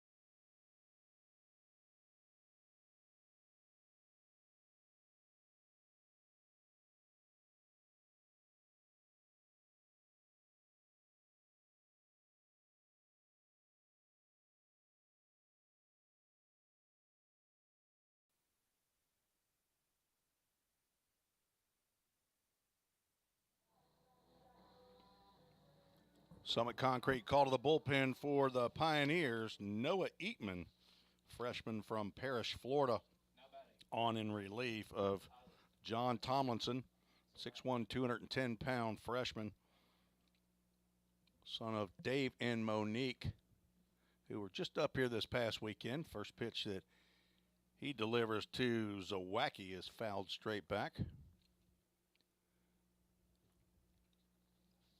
Noah Eatman had an excellent outing while Dave and Monique were here. The ball is popped up. It's possibly playable. Landon Gotze over, and looks like it will just get, I don't know if it got out of play or not, but it's back onto the field of play. But no out recorded. Eatman came on in game 1 of the doubleheader Thursday. Or was that, might have been Friday. 0-2 pitch misses outside. Against Wren Lake, came on in relief of Eli Klotfelter through 4 innings. He gave up 3 hits, 1 run. It was earned. Walked 1 and struck out 5. Excellent outing. Other ball is fouled off, an MGM Industries foul ball. John Tomlinson goes 2 innings, gives up 2 hits, no runs, no walks, 2 strikeouts. An excellent outing for Johnny T.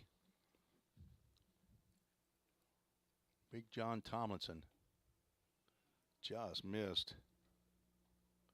Count goes 1 ball, 2 strikes to Tyler Zawacki. Zawacki. Breaking pitch. That is hit down the right field line. It'll be foul, but it's playable. But Jace Mizell cannot get over close to the Warhawks bullpen.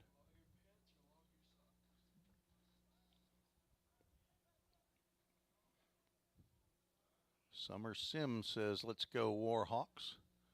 Or Calhoun softball. We're playing baseball here. I'm not sure. Assume we know that. Timeout called by Zawacki. I'm assuming you are part of the Calhoun softball team. 2-2 pitch, sails high. Well, the full count Ministries, full count.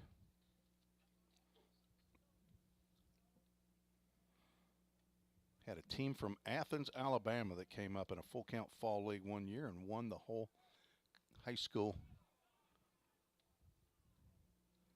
season, a fall baseball season that full count has put on since 2013 as Zawacki fouls that pitch straight back. 2 for 7 in here in game 2 for full count first pitch foul balls, and we'll do it all over again. Another foul ball. Zawacki is hanging in there, 0 for 2, strikeout, and then a fielder's choice. 6'7" right fielder for Calhoun from Newmarket, Alabama. Another foul ball. On deck is Mason Billions. That's Billions with a B. And scheduled after him is Mark Gallops. So 7, 8, and 9 due up here in the top of the 7th inning. And Zawacki gets the call and will head on down to first base as the first runner of the 7th inning. First walk of the ball game by Pioneers pitching. Like I said, the 4th walk. John Tomlinson lulled me to sleep after Nathan Rhodes. We got a new runner. Who's that number right there? 26. Eli Kelly will pinch run for Tyler Zawacki.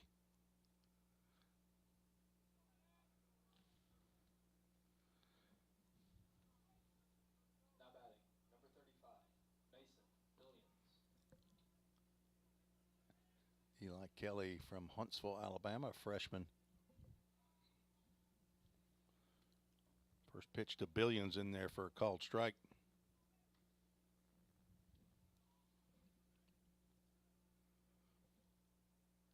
Kelly's first action of the doubleheader. He leads off of first base, just a normal lead. They need 2 runs, and he skips off. Pitch misses outside.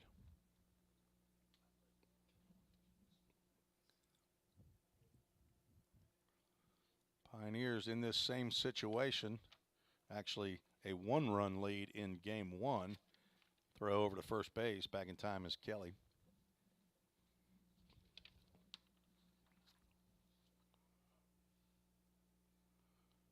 Pioneers gave up 2 runs in the top of the 7th inning. Eatman picking at that outside corner, but not able to get the call. 2 balls and a strike. Delayed again on the scoreboard. There we go. The runner takes off, swing, and a throw down to second base. A nice backup by Ethan Huddleston.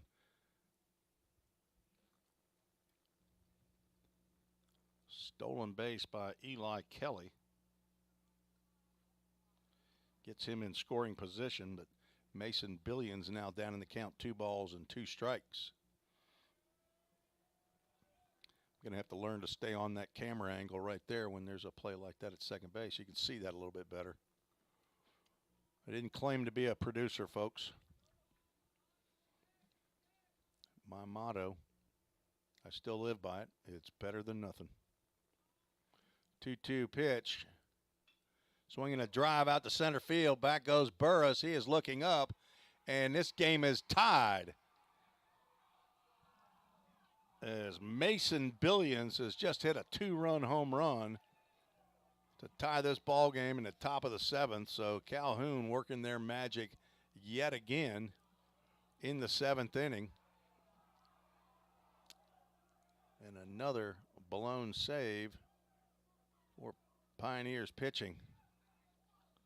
2-2 pitch. They caught way too much of that bat right there.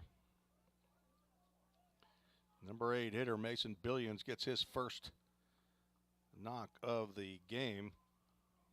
The 5th home run given up by Pioneers pitching today, and that was a shot at 380 feet over the batter's eye in dead center field. We got a brand new ball game. Is this, who is this?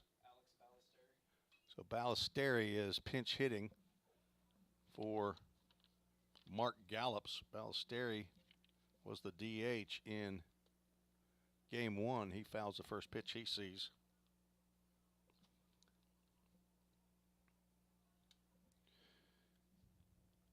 And he will look at strike 2 called. Not sure if Ballesteri is a catcher. It shows him as an outfielder, so I would assume that the new catcher in the bottom of the 7th would be Cannon DeVersa. Still looking for that first out here in the 7th inning.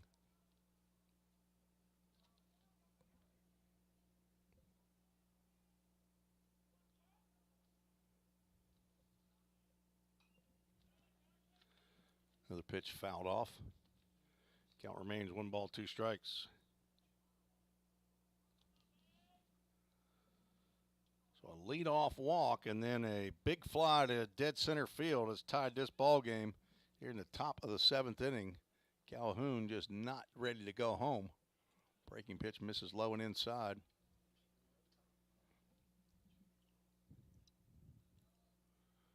Does not appear to be anybody warming in the Pioneer bullpen.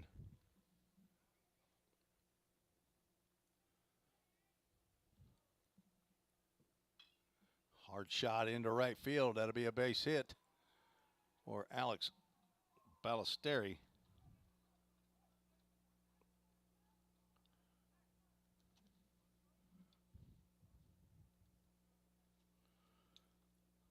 Leadoff batter Lorenzo Soto. We'll have a pinch runner here. What number we got? Who will pinch run? Number 1, I got that one. Sean Stewart, who pinch ran in game 1,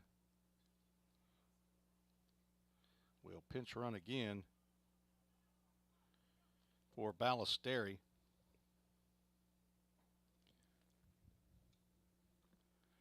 And out of the dugout comes head coach Jim McGuire. And that will be all for young Noah Eatman here in today's contest. It would appear as he takes the ball from Noah Eatman. I didn't see anybody warming up. Is that Tuck coming in? All right, we'll have a new pitcher, a Summit Concrete call to the bullpen. He must have been warm from before. And Landon Tucker will come in. We'll tell you about Landon after this short break. You're listening to the Ball State Sports Network.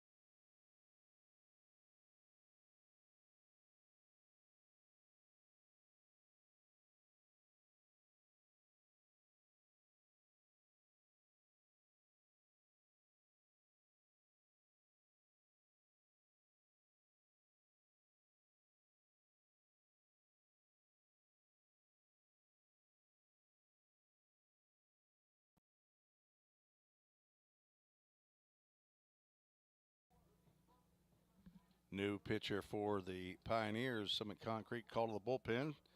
calls sophomore Landon Tucker, 5'9", 165 pounds, from LaGrange, Georgia. Son of Hank and Christy Tucker on in relief of Noah Eatman. Landon Tucker on for his 4th appearance of the year. 2 innings, 2 hits, 3 runs that were earned, has walked 5 batters, yet to strike out a batter. And looking at a 1 on and nobody out here in the top of the 7th inning. 2 runs already home for the Warhawks, threatening to take the lead. Lorenzo Soto, leadoff hitter, swings and misses. First pitch.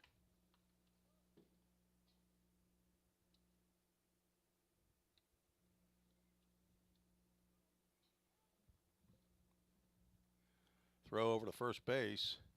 Sean Stewart, who is pinch running for Alex Ballesteri, who had a single in the right field, is back in time.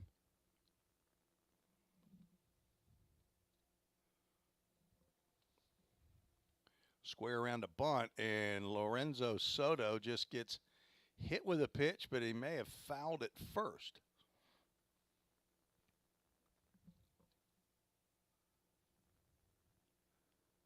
Cody Gaskell, the coach down at third base, is going to come down and check on his shortstop. That could have caught a piece of the bat. Home plate umpire definitely says it was a foul ball. He must have heard something off the bat, but that thing was burrowing in on his midsection. Thank you again for everybody who's been with us all day. Count goes no balls and 2 strikes to Lorenzo Soto. Landon Tucker needs a strikeout. Breaking pitch misses outside. Either that or a ground ball to a middle infielder to get us our first Doodat double play. Doodat Communications, owner Craig Sinnard, has supported Vol State baseball with their signage. The Vol State logo that is up on the back wall of the press box looks just like the logo that's on top of the Toyota of Gallatin scoreboard. In between Vol State to the left and baseball to the right. Throw over to first base, and they've got Stewart picked off. He must have been blinking right as Landon Tucker turned to throw over to first base. And that is the first out of the top of the 7th inning.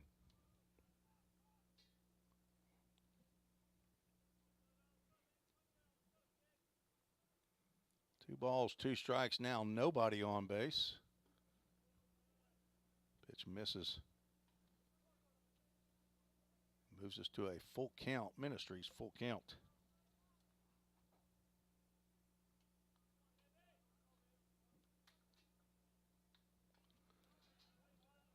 Full count, first pitch, foul ball.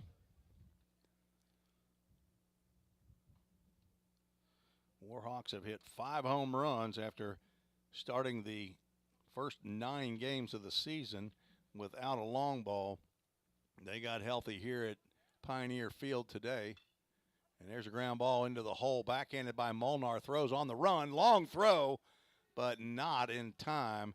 He had to put a little air under that. Godsey came off the line, or off the base, up the line.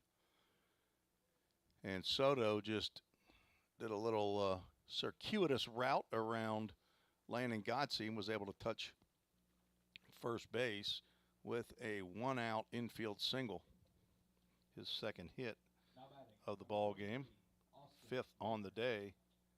He's still stretching out after getting hit with that pitch on a foul ball, and that one's thrown behind Austin Baker, and down to second base will go Soto to put him in scoring position on the wild pitch.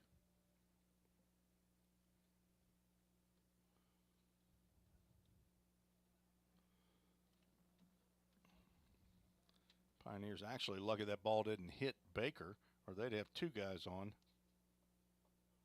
with one out.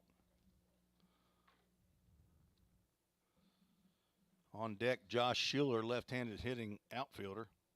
Austin Baker is 0 for 3 here in game 2.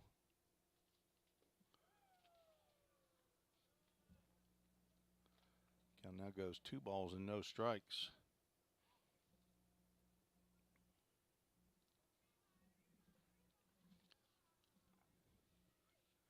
Landon Tucker trying to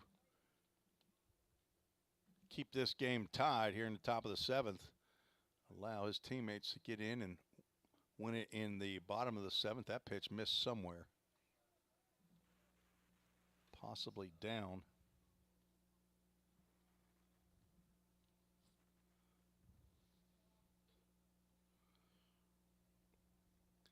Coming up on 2.5 hours for this ball game. Swing and a miss on a 3-0 pitch that nearly hit him in the right thigh. That is perplexing. Austin Baker wanted to take a hack. He's looking for his first hit of the day. 0 for 6. And they'll take a walk instead. Not a bad walk right there. Sets up a possible double play, although I'm not sure that Josh Schuler is your double play possibility. Now batting, number 5, Josh. So big play, the pickoff of Sean Stewart while Soto was at the plate. Josh Schuler 0 for 3 here in game 2. Fastball misses outside. And more activity down in the bullpen.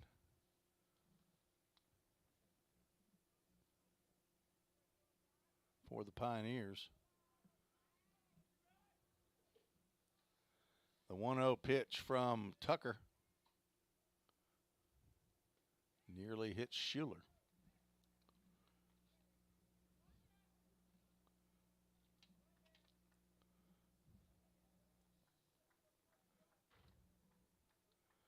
Pioneers looking for that relief pitcher to come in and shut the door.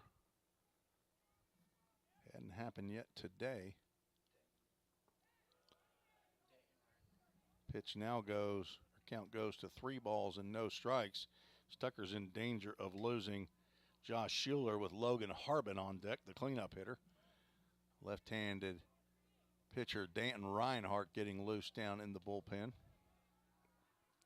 We'll see if Josh Schuler swings out of his shoes on a 3-0 pitch here. Strike called on the inside corner. Pretty similar to the pitch that Austin Baker took a JV hack on, a 3-0. But he ends up taking the walk on 5 pitches. Josh Schuler looking at a 3-1 pitch with 1 out. Landon Tucker looking for a ground ball. Gets a swing and a miss. Instead, carries us to a full count. Ministries full count. 3 for 8 on first pitch foul balls.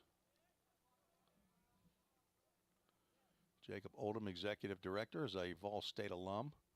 Swinging a foul ball, now 4 for 9. Our Vol State alumni spotlight, we had him earlier actually in the booth. He came before the first game even started. Bill Ridings from 1977 and 1978. Played here for Tom Kirby and Randy Darnell. Lives down in Brentwood, I believe, or in Franklin. Swing and a miss, or a foul tip into the glove, and Caleb Hawkins hangs on to it for out number 2. Big strikeout for Landon Tucker. And that is 2 outs. Brings to the plate Logan Harbin, who got his first base hit of the day in his last at-bat. Single into right field. Landon Tucker trying to make him happy with that single. Breaking pitch fouled off to the right side.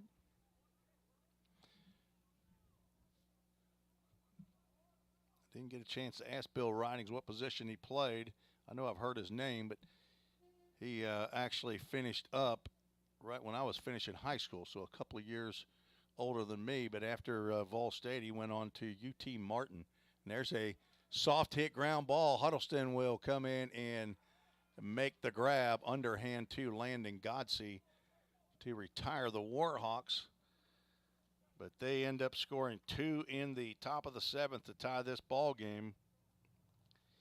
2 runs on 3 hits, no errors, and 2 runners left on base. We're going to the bottom of the 7th. Pioneers need 1 to walk it off. You're listening to the Vol State Sports Network.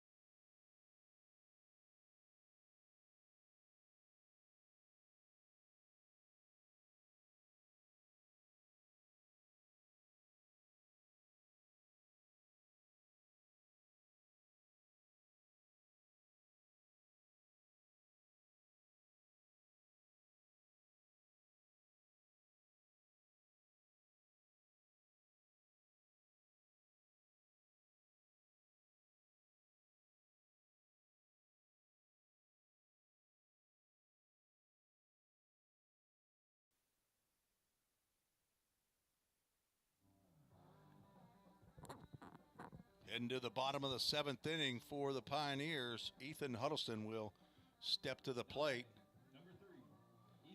Got some defensive changes.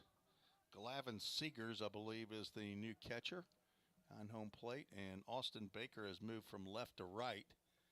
Trey Scott still out on the mound for the Warhawks. And thinking it might still be Eli Kelly, who came in to pinch run for Tyler Zawacki. And there's a pop-up in the infield. And Glavin Seegers will get his first chance of the ball game. And Ethan Huddleston, unfortunately for he and his family, pops out to the catcher in foul territory. So it is number 26 out in left field. Eli Kelly moves out to left field. So 1 out. Jace Mizell stepping to the plate. He is 1 for 3 and hits one to deep right center field. Back goes Schuler, but that will stay in the yard as Mizell gave it a scare there. But out number 2. Just about to say, get ready, Rices. He might send one your way out in left field. So with 2 outs, Landon Godsey steps to the plate, 1 for 2. Single and a run scored. Hit by a pitch, his last plate appearance. So that's 3 pitches for Trey Scott here in the bottom of the 7th inning. Buckner still at third, Soto still at short. Harbin at second and Billions at first. Breaking pitch into Landon Godsey, called strike. Eli Kelly in left, Schuler in center, and Austin Baker moves over to right field. Another breaking pitch fouled off An MGM Industries foul ball. And behind the plate, Glavin Segars, Segars, in for Gallops. The third catcher we've seen today for Calhoun Community College. Scheduled for a 7th inning, so this is the last inning, unless it stays tied. So the Pioneers either walk it off or we'll go to an 8th inning.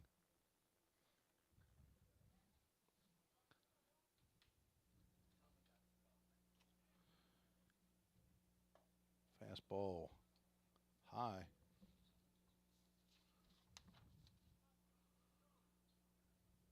Godsey with 2 home runs on the year. Jace Mizell with 3. Now would be a good time to tie Jace Mizell with the home run lead. Breaking pitch, missed inside. That was close. I wouldn't have been surprised at all for that pitch to have been called a strike.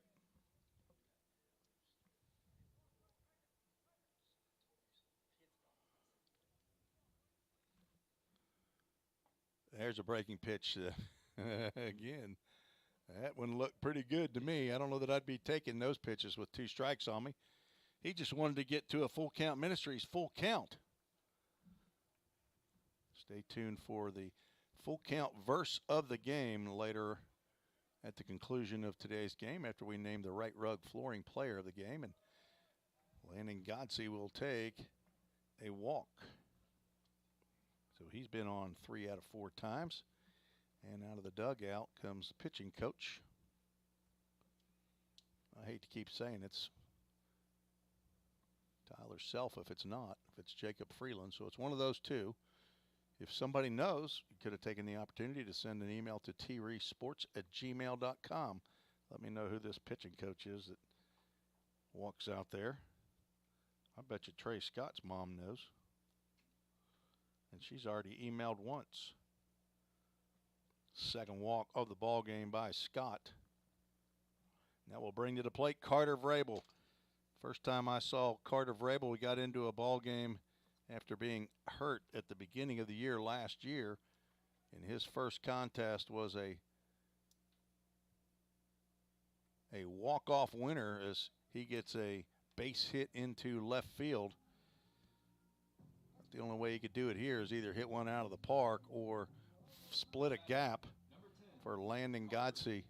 Coach McGuire choosing not to pinch run for Godsey. Doesn't want his bat to come out of that lineup. Not with 2 outs and a man at first. Especially when Godsey's in scoring position with Carter Vrabel at the plate. They check out with the base umpire, and there is disbelief among the Warhawk players on that not being called a swinging strike.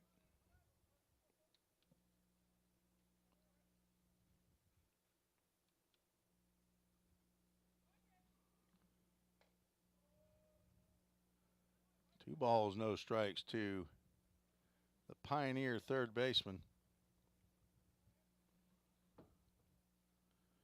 1 for 3 here in game 2. Was 3 for 4 in game 1. Looking for his 5th hit of the ball game, or of the day, and he shies away from that breaking pitch.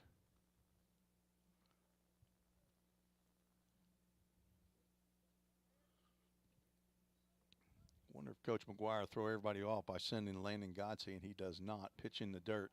Godsey, pretty good base runner himself. Maybe not quite as fast as Tyler Vrabel, but he's paying attention.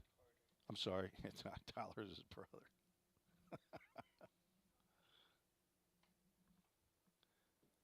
He's probably been called Tyler Vrabel a few times. 3-1 pitch, misses inside. Looked like Trey Scott didn't want anything to do with Carter. Don't call me Tyler Vrabel.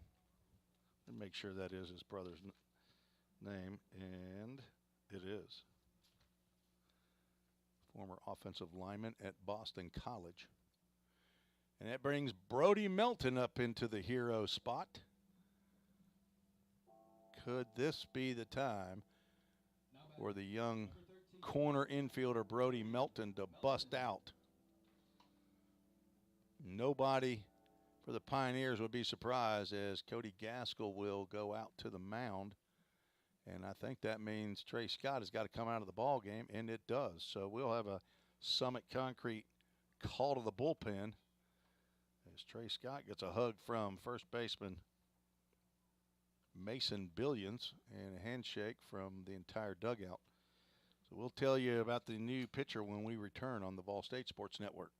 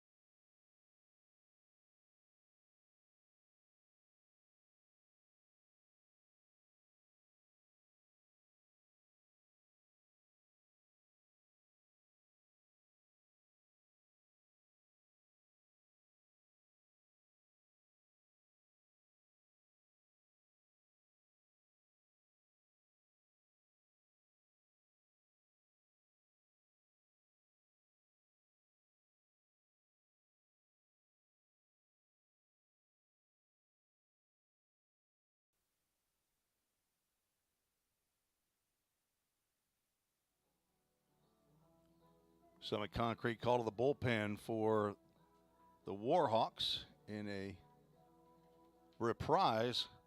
Carlos Carmona back out on the mound here in game 2. He threw in game 1 as well, threw an inning. Gave up a solo home run to Carter Vrabel. Walked 1, but did pitch a full inning. He is on in relief of Trey Scott, who has walked the last 2 batters after getting the first 2 outs here in the 7th inning. So Trey Scott's gone 1 2/3 innings, giving up 1 hit, 2 walks, 1 strikeout, but responsible for the 2 runners on base.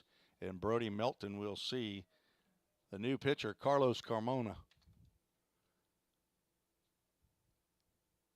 And he is coming in to throw heat. First pitch at the letters, called strike. Carmona from Bronx, New York, 6 foot, 170 pounds. He looks taller than 6 foot tall out there. See if Brody Melton can match his speed. And there's a ball in the dirt, and that will move both runners up.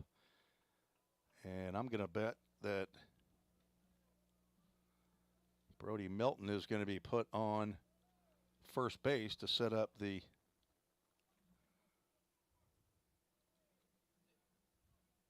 fielder's choice anywhere around, but they do not seem to be doing that. And it's still Brody Melton's time to shine. 2 runners in scoring position, but we only need 1. That pitch misses outside, and at this point, a wild pitch or a pass ball would win the ball game for the Pioneers.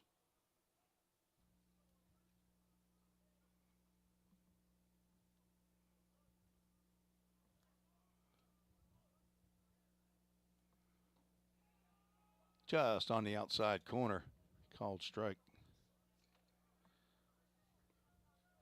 Actually 3 walks by Trey Scott. I forgot to write Carter Vrabel's in the book, so 3 walks. The last 2 are the tough ones. 2 balls, 2 strikes, 2 outs, 2 on. Swing and a foul tip into the glove.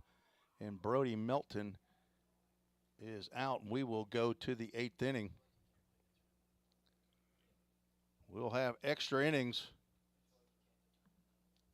here to conclude this one.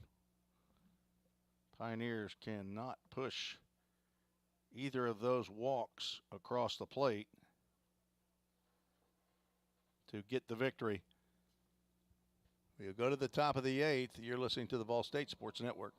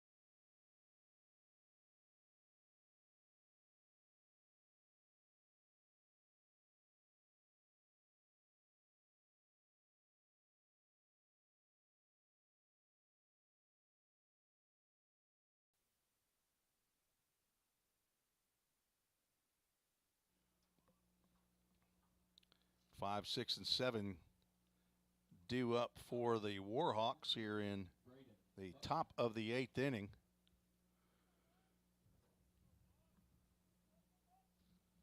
Braden Buckner stepping in, 0 for 1. Landon Tucker still on the mound for the Pioneers. Delivers a breaking pitch wide of everybody. Tucker came on in relief of Noah Eatman, picked off the runner who was on first base, gave up a single and then a walk. Then got down to business and struck out Schuler and induced a ground out by Logan Harbin to end the threat and keep this at a 2-2 ball game, but has now gone 2 balls and no strikes to the Calhoun third baseman. That pitch has been called a strike most of the day, but not this time in the top of the 8th. Looks like Reinhardt is still warming in the pen, and that one goes behind Buckner. A 4-pitch walk by Landon Tucker. Second walk of the ball game for Tuck.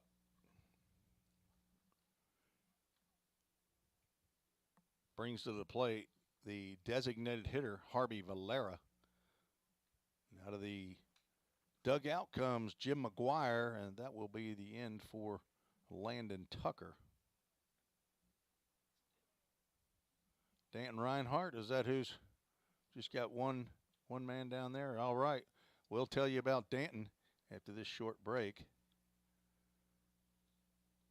on the Ball State Sports Network.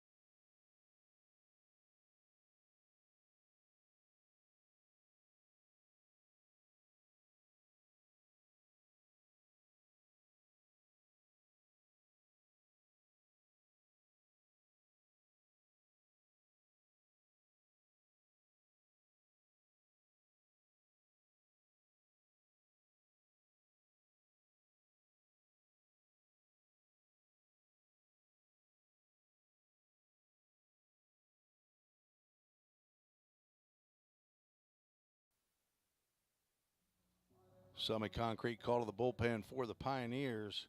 Danton Reinhardt, a 6'3", 190-pound redshirt sophomore. Left-handed pitcher from Iron City, Tennessee, or Collinwood, Tennessee, Collinwood High School. Transfer from Walters State Community College. The son of Brett and Jana Reinhardt, brother to Trace, and the grandson of Papa and Granny in Iron City. Danton on with 1 on and nobody out in relief of Landon Tucker. Reinhardt has 3 previous appearances, only 1 in relief. Has an 0-2 record. Pitched 8 innings, given up 12 hits, 7 runs that were earned, walked 4, struck out 5. He is on to face Harvey Valera, the designated hitter, who started as the pitcher for this game 2. He has grounded into a fielder's choice, walked and grounded out. And I would assume he'd be called on to lay down a bunt to try to move Braden Buckner down to second base. And I would suggest to Danton Reinhardt, let him do it. Now batting, number 24. Give up the base for the out. Don't try to get too cute here and throw a wild pitch and allow him to get down there. Does not square, and the first pitch he sees is a called strike. Maybe Coach Gaskell knows that Harvey Valera's strength is not in bunting. The 0-1 is delivered right down the can. I can't believe that Harvey Valera is up there to just take pitches and take pitches. He's had some pretty good swings today, including a home run in game 1. So the 0-2 pitch, right down the middle of the plate, fouled off to the right side. Maybe a little bit too good a pitch right there, Danton. On deck is Eli Kelly, who came on to pinch run. And then went out to left field. Another foul ball off to the right side. Kelly pinch ran for Zawacki, the right fielder, but ended up going to left, and Austin Baker, the left fielder, moved over to right field. Pioneers still have Charlotte in left, Burris in center, Mizell in right. The 0-2 pitch misses outside. Tyler Vrabel at third, Logan Molnar at short, Ethan Huddleston at second, Landon Godsey at first base, and Caleb Hawkins, the starting 8 for the Pioneers in their original spots. Did I say Tyler again? That's unbelievable. Thank you. You keep telling me, Tyler. If I keep messing up, you keep telling me. I've never called Carter Vrabel Tyler Vrabel in my life until today.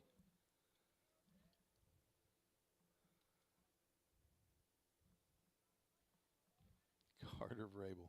I've never even met Tyler. Ground ball 2. Carter Vrabel, who catches, throws to Ethan Huddleston, who drops the ball at second base. The throw was a little bit low, but I think that's an error on the second baseman, Huddleston, who may again have been trying to turn that double play. Do you think it was a bad throw? But it was not in the dirt.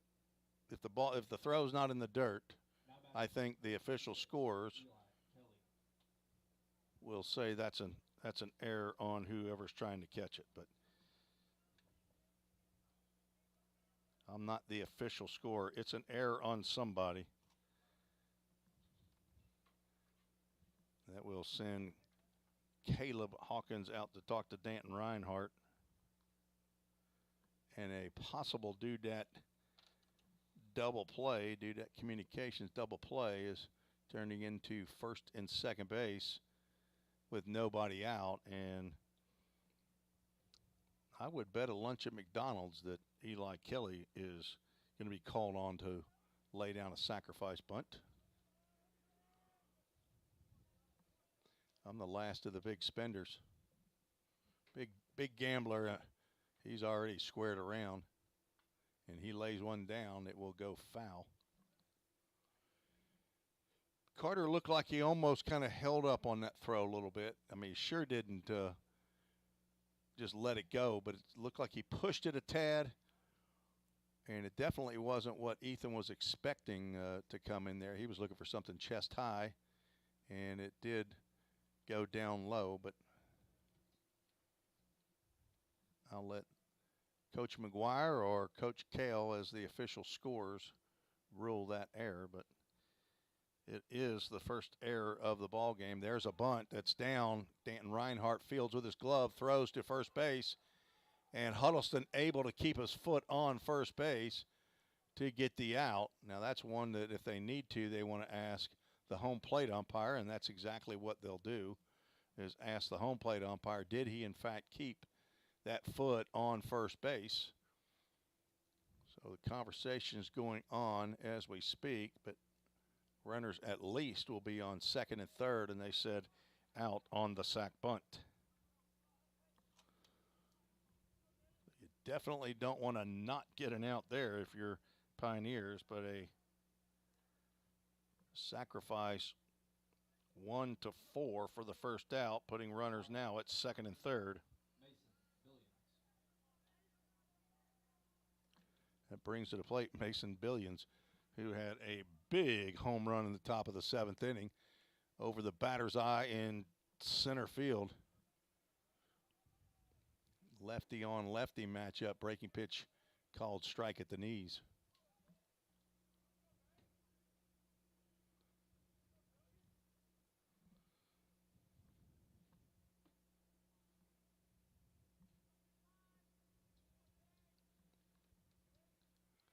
The 0-1 down low.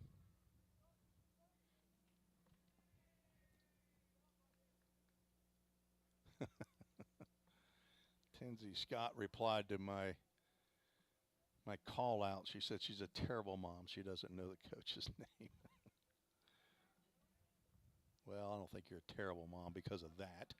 I'm confident you're not a terrible mom. You're sitting here listening to a broadcaster.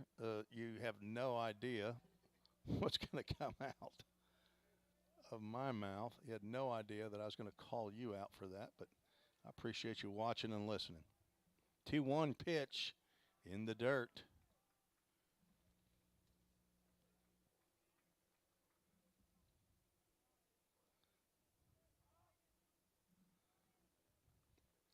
There's a base open, and they will go ahead and give him first base and set up the force out at the plate.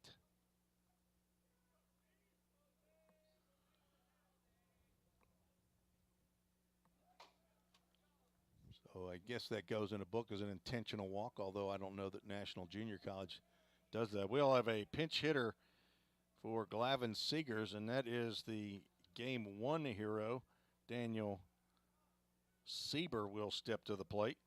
Now batting, number 22, Daniel Sieber.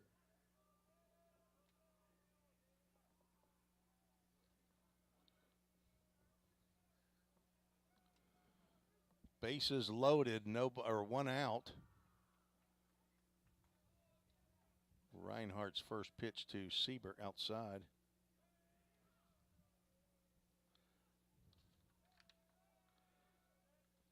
Sieber struck out his first 2 plate appearances in Game 1, but then followed with a home run and an RBI single, and that pitch must have missed down. Reinhardt now in the unenviable situation of having to come in to Sieber, pretty imposing at the plate with that open stance on a 2-0 pitch. Can't be picking at that corner, although if he was picking, he got it on that outside corner for a called strike. Sieber, a transfer from Wallace State Community College.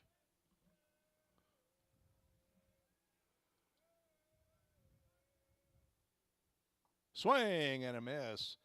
Big pitch by Danton Reinhardt, who may have been former teammates with a couple of these Calhoun Warhawks, who also transfer from Walter State. Alex Ballesteri, Logan Harbin, Nate Watson. Not sure when they were there, if Reinhardt was only there for a semester. Oh, and he gets him on the call at the knees. And head coach Cody Gaskell cannot believe that call. And he will come down to talk to the home plate umpire.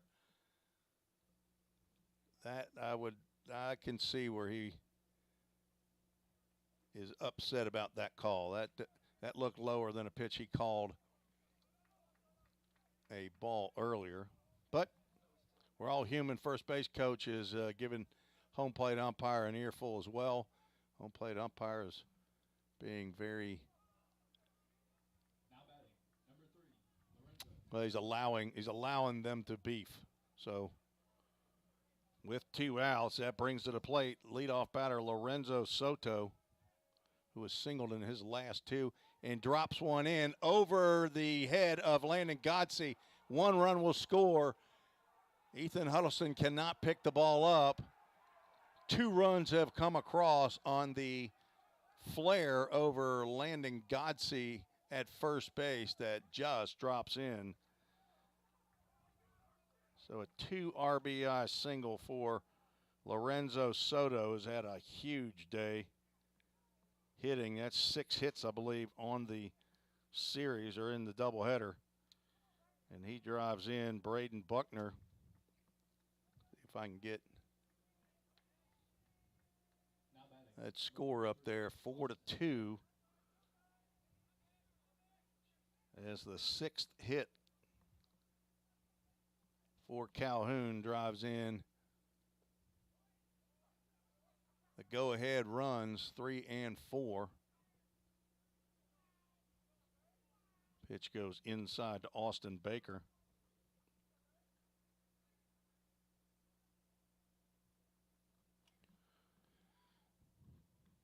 Oh, 1 pitch in there for a called strike.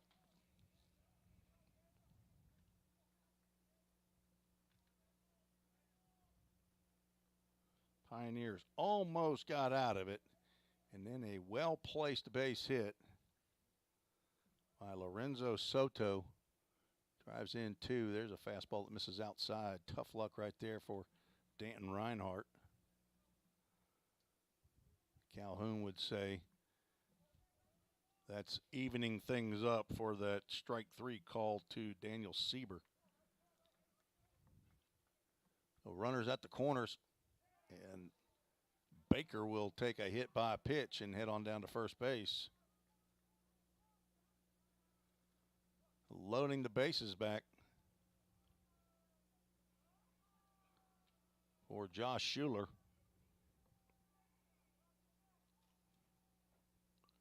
So Reinhardt came in after a leadoff walk given up by Landon Tucker and pitched in a bit of bad luck here as an error and a little bleeder hit. Now driven in 2 runs.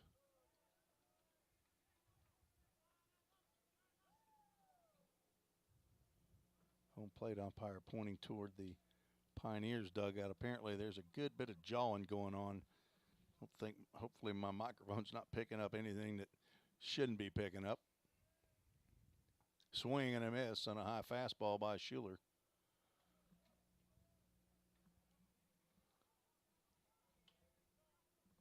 Josh Schuler from Buford, Georgia, 0 for 4 here in game 2. Pioneers looking to turn him into an 0 for 5 day. Breaking pitch misses inside.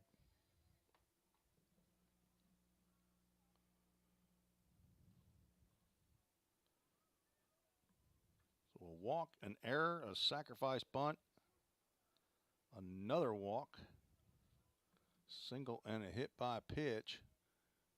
And now line drive to Logan Molnar, who bobbles but makes the catch for out number 3 to finally retire the Warhawks, who score 2. Have to do some checking, but I believe that's going to be 2 unearned runs on 1 hit. 3 runners left on base. We're headed to the bottom of the 8th. Pioneers need 2 to tie and 3 to win. You're listening to the Vol State Sports Network.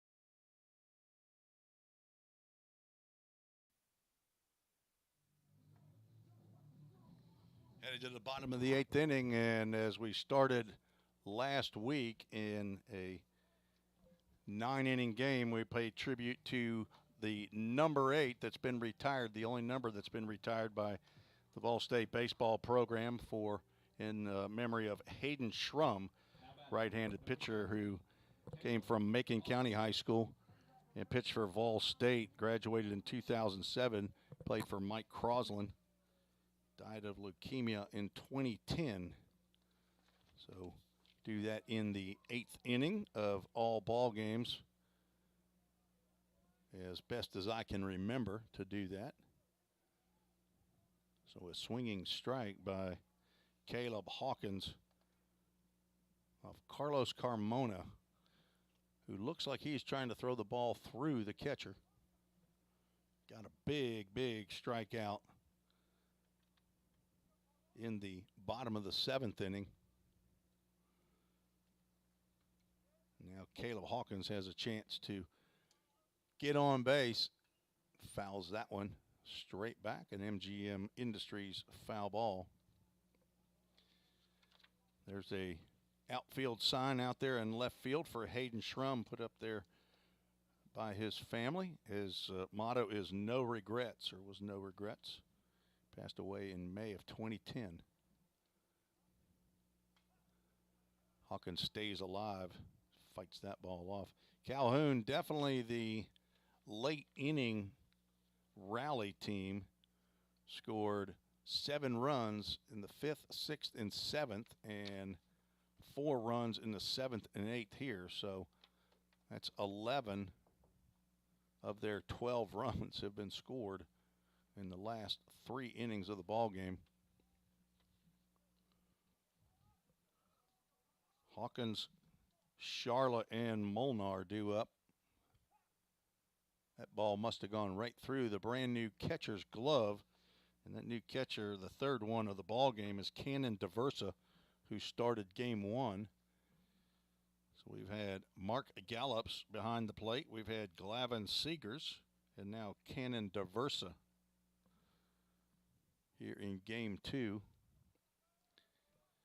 And on the mound, Carlos Carmona. Fastball down low.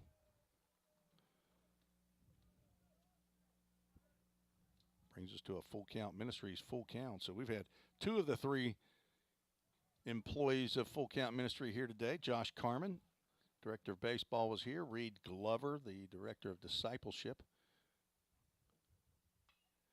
Swinging a flare out to center field. That could get down, and it will. The Pioneers will get their own little flare base hit by Caleb Hawkins, and he will take it any way he can get it. He got jammed on that full count first pitch. Flared it into center field. Little bloop shot brings up Jay Sharla, big Jay Sharla.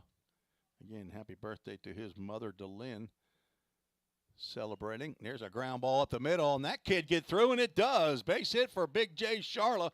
Pioneers have the tying runs aboard here in the bottom of the 8th inning. We're in extra innings, if you're not sure. This is the second game of a doubleheader, so big Jay Sharla just barely eludes shortstop Lorenzo Soto once again. He eluded him to the hole in the gap earlier in the game. Big Jay Sharla now 2 for 3, and it brings Logan Molnar, who, according to my book, got his first collegiate hit of the infield variety in his last plate appearance. And I think there might be a chance we see a sacrifice bunt, as we have a step off of Carlos Carmona, his one for this batter. The penalty, if he does it again, is a ball on the batter. A high set. Now he comes chest high with the glove.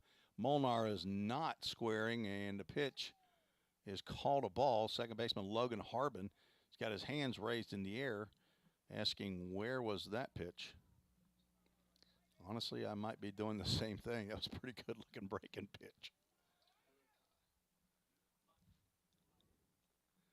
So Molnar not squaring around. Now he is. Ball's in the dirt. Nice play by DeVersa. They're going to check with him. It didn't look to me like Molnar went after that, but coaches out of the dugout are not happy with that call. That ball was way down in the dirt.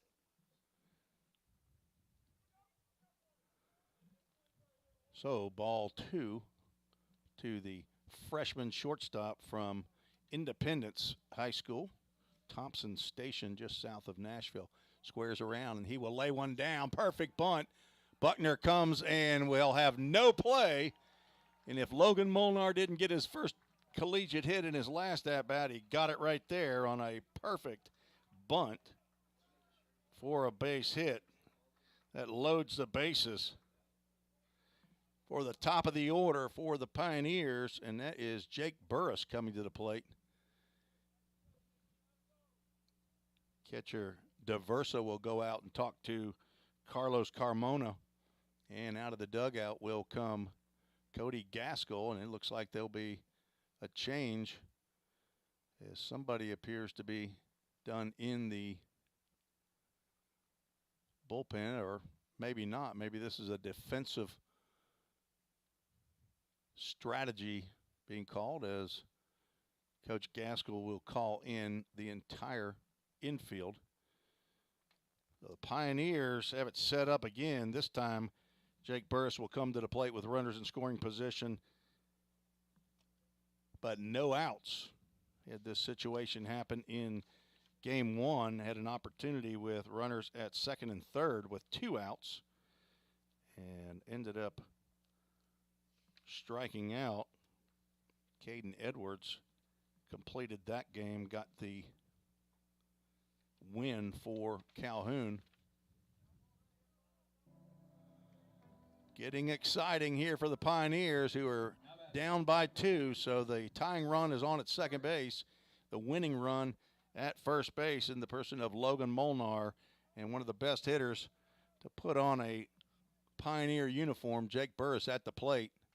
And he taps one. That'll go to third base. His only play is at home, and they will get the 5-2 fielder's choice. Bases will remain loaded. Just new batter or new faces on those bases. So actually very convenient ground out for Calhoun, as Burris tried to hold up. So that puts Sharla at third and Molnar at second base, and Jake Burris down at first. Ethan Huddleston steps to the plate. 1 for 4. Popped out to the catcher in foul territory in his last plate appearance.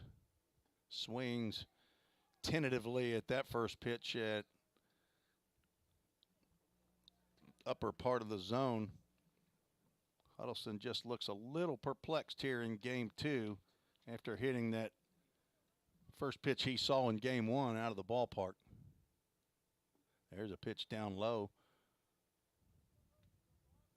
There's a ball that gets away, and Charla over there at third base hugging the base a little bit too much, and he wasn't going to go anywhere anyway. So that's not a play you risk trying to score the run. You want to give at least your 2 and your 3 batters in the lineup a chance to swing the stick, although the Pioneers need to stay away from a double play.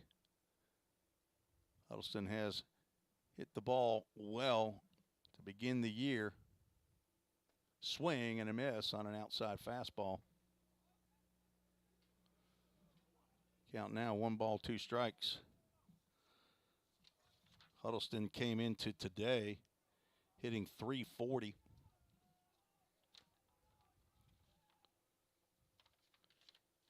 And there's a drive out to center field. And that will get down into the gap. 1 run will score. 2 runs, a tying game, and this ball game is over. Is that 2 runs or 3 that scored?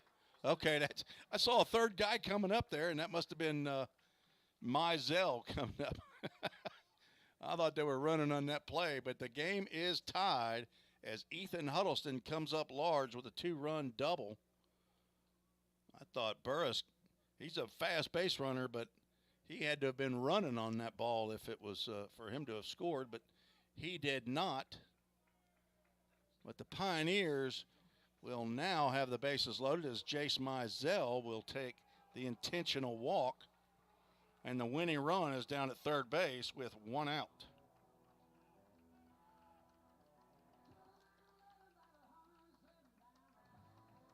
Now batting, number 30. So 2 more RBIs for Huddleston.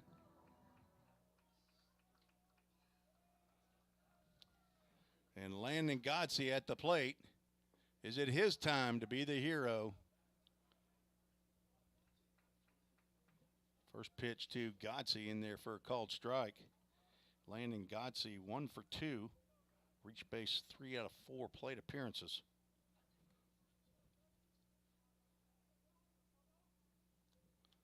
Swing and a miss. Now down in the count, no balls and 2 strikes, and on deck is Carter Vrabel.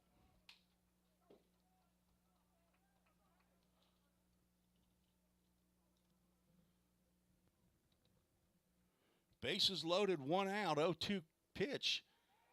Days a little bit high, so says not only the home plate umpire, but also the catcher, Diversa, indicated that that pitch was a little high.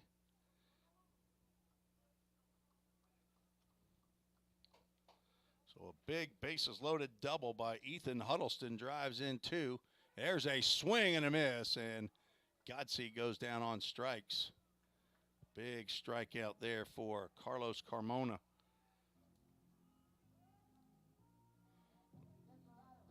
That is his second strikeout. Now batting, number 10, Carter Vrabel. So Carter Vrabel gets an opportunity here to drive in the winning run. Yet again, he had a chance, but ended up walking ahead of Brody Melton. No chance to walk here. If he draws a walk, it'll be an intention or a walk-off walk, as he could not hold up there. Strike called on the swing. Carter Vrabel having a big day so far. 4 hits, looking for 5. Breaking pitch in the dirt.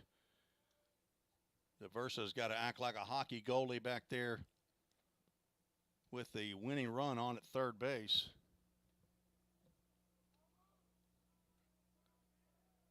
That is Jake Burris, who's already scored once today. Ethan Huddleston on its second of no value. There's a wild pitch outside, caught by Diversa.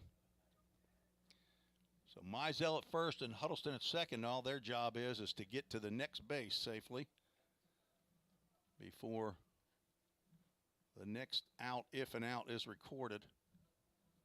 Jake Burris needs to cross home plate before any tag of somebody. A force out would be it. Foul ball off to the right side, an MGM Industries foul ball. Cal moves to 2 balls and 2 strikes with 2 outs. Vrabel with his first home run of the season in game 1. He also had a double and a single. And a single in 4 trips to the plate. Looking for a walk-off winner. Swings and misses. And goes down on strikes, and we'll head to the 9th.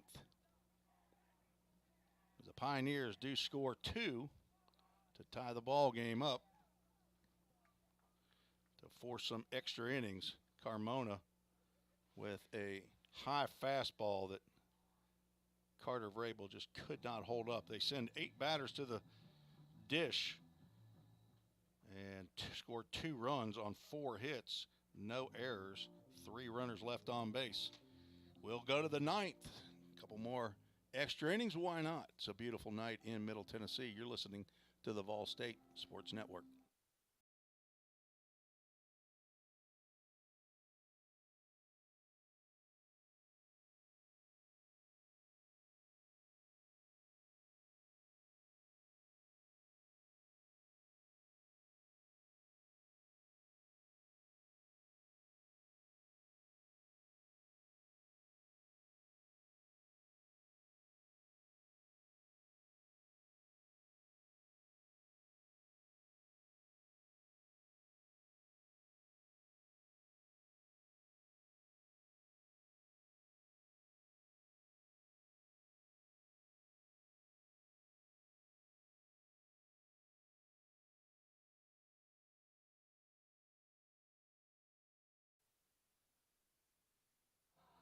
Welcome back to Gallatin, Tennessee, where we move to the top of the 9th inning here on the campus of Volunteer State Community College. Extra innings in game 2 of the doubleheader. Danton Reinhardt back out on the mound for the Pioneers, and he will face 4, 5, and 6 for Calhoun. First pitch swinging is Logan Harbin. Base hit right up the middle, his second hit of the ball game.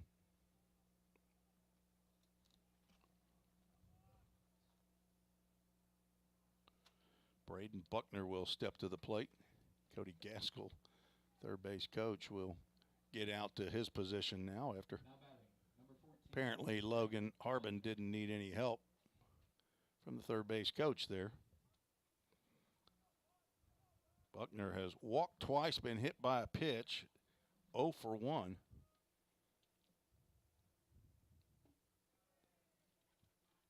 Left-handers. First pitch to Buckner misses low and away.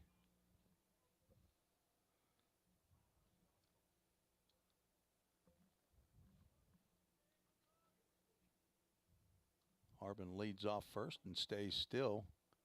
Pitch stays outside the zone, although Buckner looked like he was going to offer at it, and when the pitch wasn't called a strike, he looked back in surprise that it was not called a strike. Past 3 hours here for game 2. That's something off speed in there for a strike. Coming up on 7:30 Central Time. Thank you to all those that are in the Eastern time zone. We got folks in Indiana and Ohio. There's a breaking pitch on the outside corner. Kentucky in the Eastern time zone. Florida in the Eastern time zone. Maryland. East Tennessee. Just for the Pioneers fans and supporters and family members. There's a long drive down the left field line. If it's fair, it's trouble. And that ball is gone, a home run. And that barely stayed fair, I thought. I didn't see it leave the ballpark, but the umpire, he almost looked like he was shocked that that ball went out of here. It was well struck.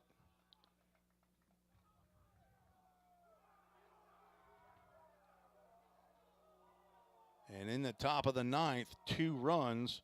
That's 2 runs that Calhoun has scored in the 7th, 8th, and now 9th inning to take a 6-4 lead. Number 24,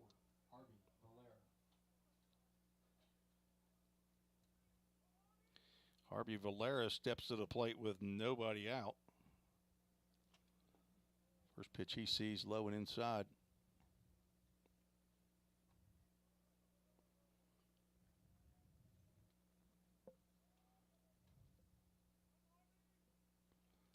Valera has gone yard today as well. So a leadoff single by Logan Harbin and a 2-run home run by Braden Buckner. And that is Buckner's 2nd home run of the ball game, or of the day. 2-0 pitch poured down right down Broadway. Got some activity in the Pioneers bullpen. Colin Athey from Maryland. 2-0 pitch is driven out to center field. Burris looks like he has that one measured, and a couple quick steps back. Apparently he did not until right at the very end for the first out here in the top of the 9th. Deep fly ball. And it brings to the plate Eli Kelly. now batting, number 26, Eli Kelly.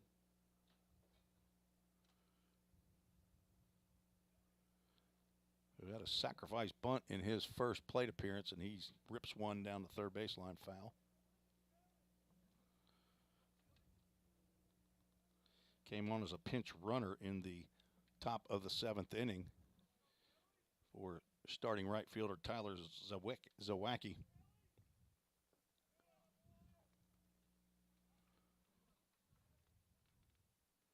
Dan Reinhardt came on in the 8th inning in relief of Landon Tucker.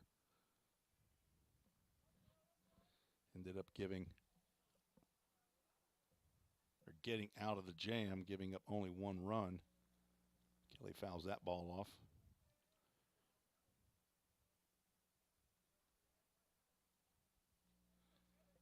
That is incorrect. He was saddled with 1 run. 2 runs came in. 1-2 pitch. Swung on and missed and dropped. Caleb Hawkins will throw down to first base to retire the batter on strikes. So Kelly goes down swinging, out 2-3 for the second out here in the top of the 9th inning. Second strikeout for Danton Reinhardt. And Mason Billions steps in there from the left side, called strike 1. Billions walked and hit the big 2-run homer in the top of the 7th inning to tie the ball game. He fouls one straight back off the brick facade behind home plate. Now down in the count, no balls and 2 strikes.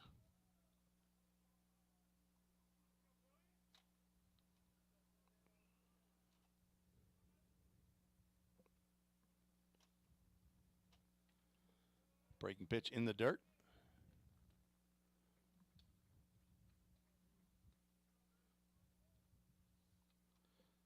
Both teams have left a lot of runners on base here in game 2. Reinhardt kicks and deals. That ball is popped up behind third base. Carter Vrabel back. Jay Sharla coming in, and he will make the catch outside of your screen, but he makes the catch for out number 3. The Pioneers find themselves again down by 2 runs heading to the last inning. Need 2 to tie and 3 to win. We'll see who comes out of the Calhoun dugout to face the Pioneers. We'll go to the bottom of the 9th. You're listening to the Vol State Sports Network.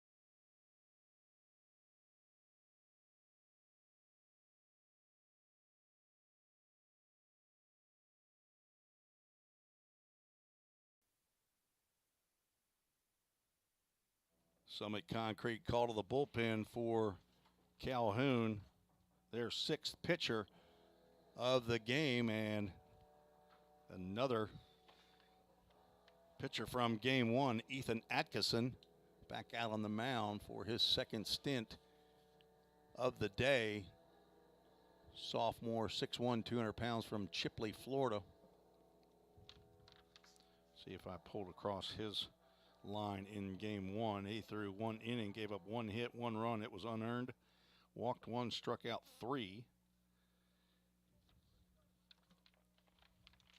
And he is on to try to save this ball game for Carlos Carmona, who threw 1 1/3 innings, gave up 4 hits, 2 runs. They were earned. Walked 1, struck out 3. And he will face 6, 7, and 8. Brody Melton will get another opportunity to get on a sack for the Pioneers. 0 for 4. First pitch he sees at the knees, inside corner, called strike. Brody Melton, the designated hitter. Caleb Hawkins on deck. Big J Charla after him. That ball is popped up. That could be playable over there for first baseman Billions. And it must have hit outside. Either it hit outside the fence or he could not get to the fence. It falls harmlessly. Count goes to no balls and 2 strikes. That camera angle can only go so wide, folks. Maybe one of these days we'll end up with a 3rd and a 4th camera where we can, but we'd need operators. And I'm not sure if we're going to find that here. 0-2 pitch, way inside, gets away from Cannon Diversa.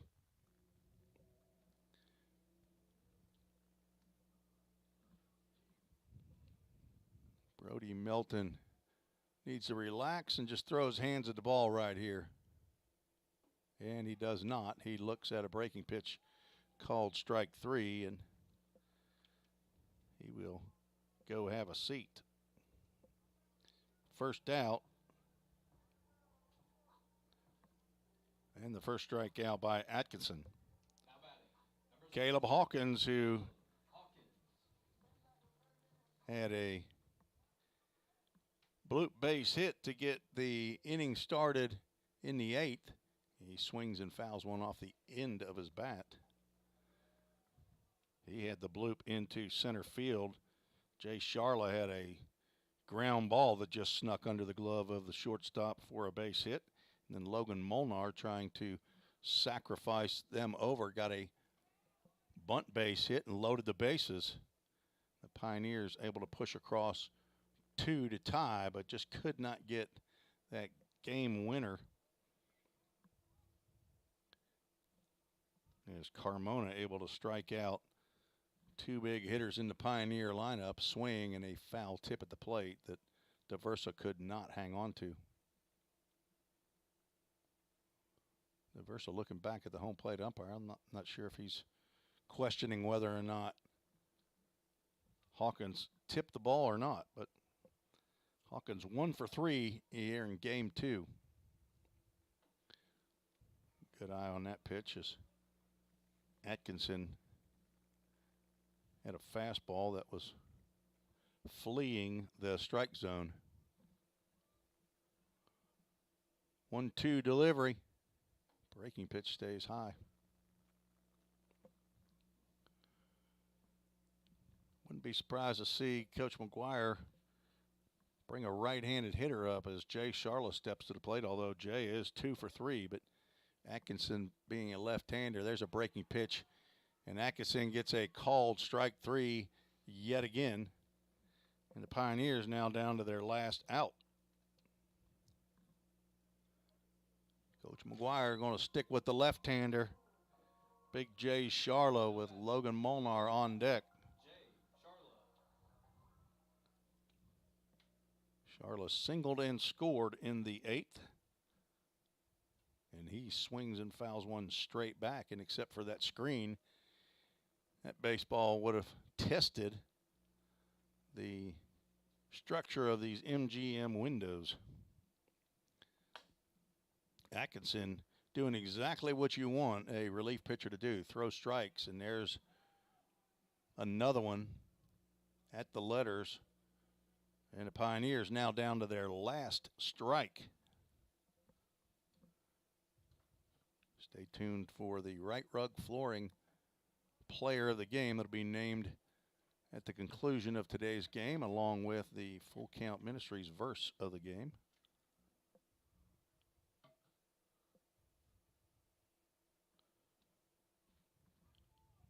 Swing and a miss, and Atkinson comes in and does the job, striking out the side. The Pioneers will lose a doubleheader to the Calhoun Warhawks, as they will fall 6-4 here in game 2 in 9 innings. Pioneers tried to fight back, but this game goes final. And the Pioneers will fall to 8-7. Calhoun moves to 4-7 on the season. Calhoun scoring 6 runs in the 7th, 8th, and 9th inning. Ethan Atkinson will get the save. Carmona get the win. And Danton Reinhardt will take the loss. Reinhardt will move to 0-3 on the season. So the Right Rug Flooring player of the game will be Ethan Huddleston, who finished 2 for 5 but had 3 RBIs for the game. A big double in the bottom of the 8th inning that tied the game up. But Calhoun scored 2 in the top of the 9th on a 2-run home run by Braden Buckner that was just down the left field line that barely stayed fair. So our Right Rug Flooring player of the game, Ethan Huddleston, 3 RBIs to go along with his 3 RBIs that he had in game 1 as well. So Right Rug Flooring player of the game, game 1, Carter Vrabel. Game 2, Ethan Huddleston. And I want to thank all of you for tuning in today. Our verse today for Full Count Ministries is from Matthew chapter 6, verse 33. Many of you probably know this one. But seek first his kingdom and his righteousness, and all these things, all the things of the world, will be given to you as well as you need them. So seek first the kingdom and his righteousness, and all these things will be given to you as well. I want to wish Delynn Charla a happy birthday yet again. Sorry the Pioneers could not pull out a Game 2 victory, at least for you. 6 runs, 7 hits, 2 errors for Calhoun. Ball State, 4 runs, 10 hits, and 1 error, all unofficial, as we are not the official scorekeepers here. We try to do the best we can, but our alumni spotlight was Bill Ridings from the 1977 and 1978 Vol State team, coached by Tom Kirby and Randy Darnell. So excited about having some Vol State alums come up to the booth. If you're a Vol State alum, send me an email and let me know. I'd be happy to have you come up and tell your story.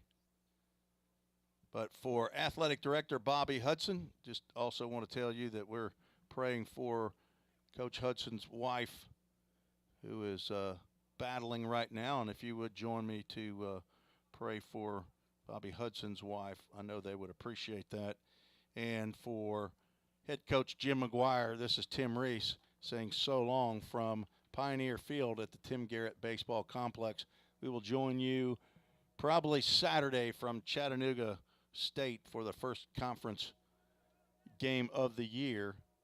And I will be there, Lord willing. So great to have you all tonight as the Pioneers drop the doubleheader to the Calhoun Warhawks. Look to get back on the saddle on Saturday. God bless and thank you all for joining me. This has been the Vol State Sports Network.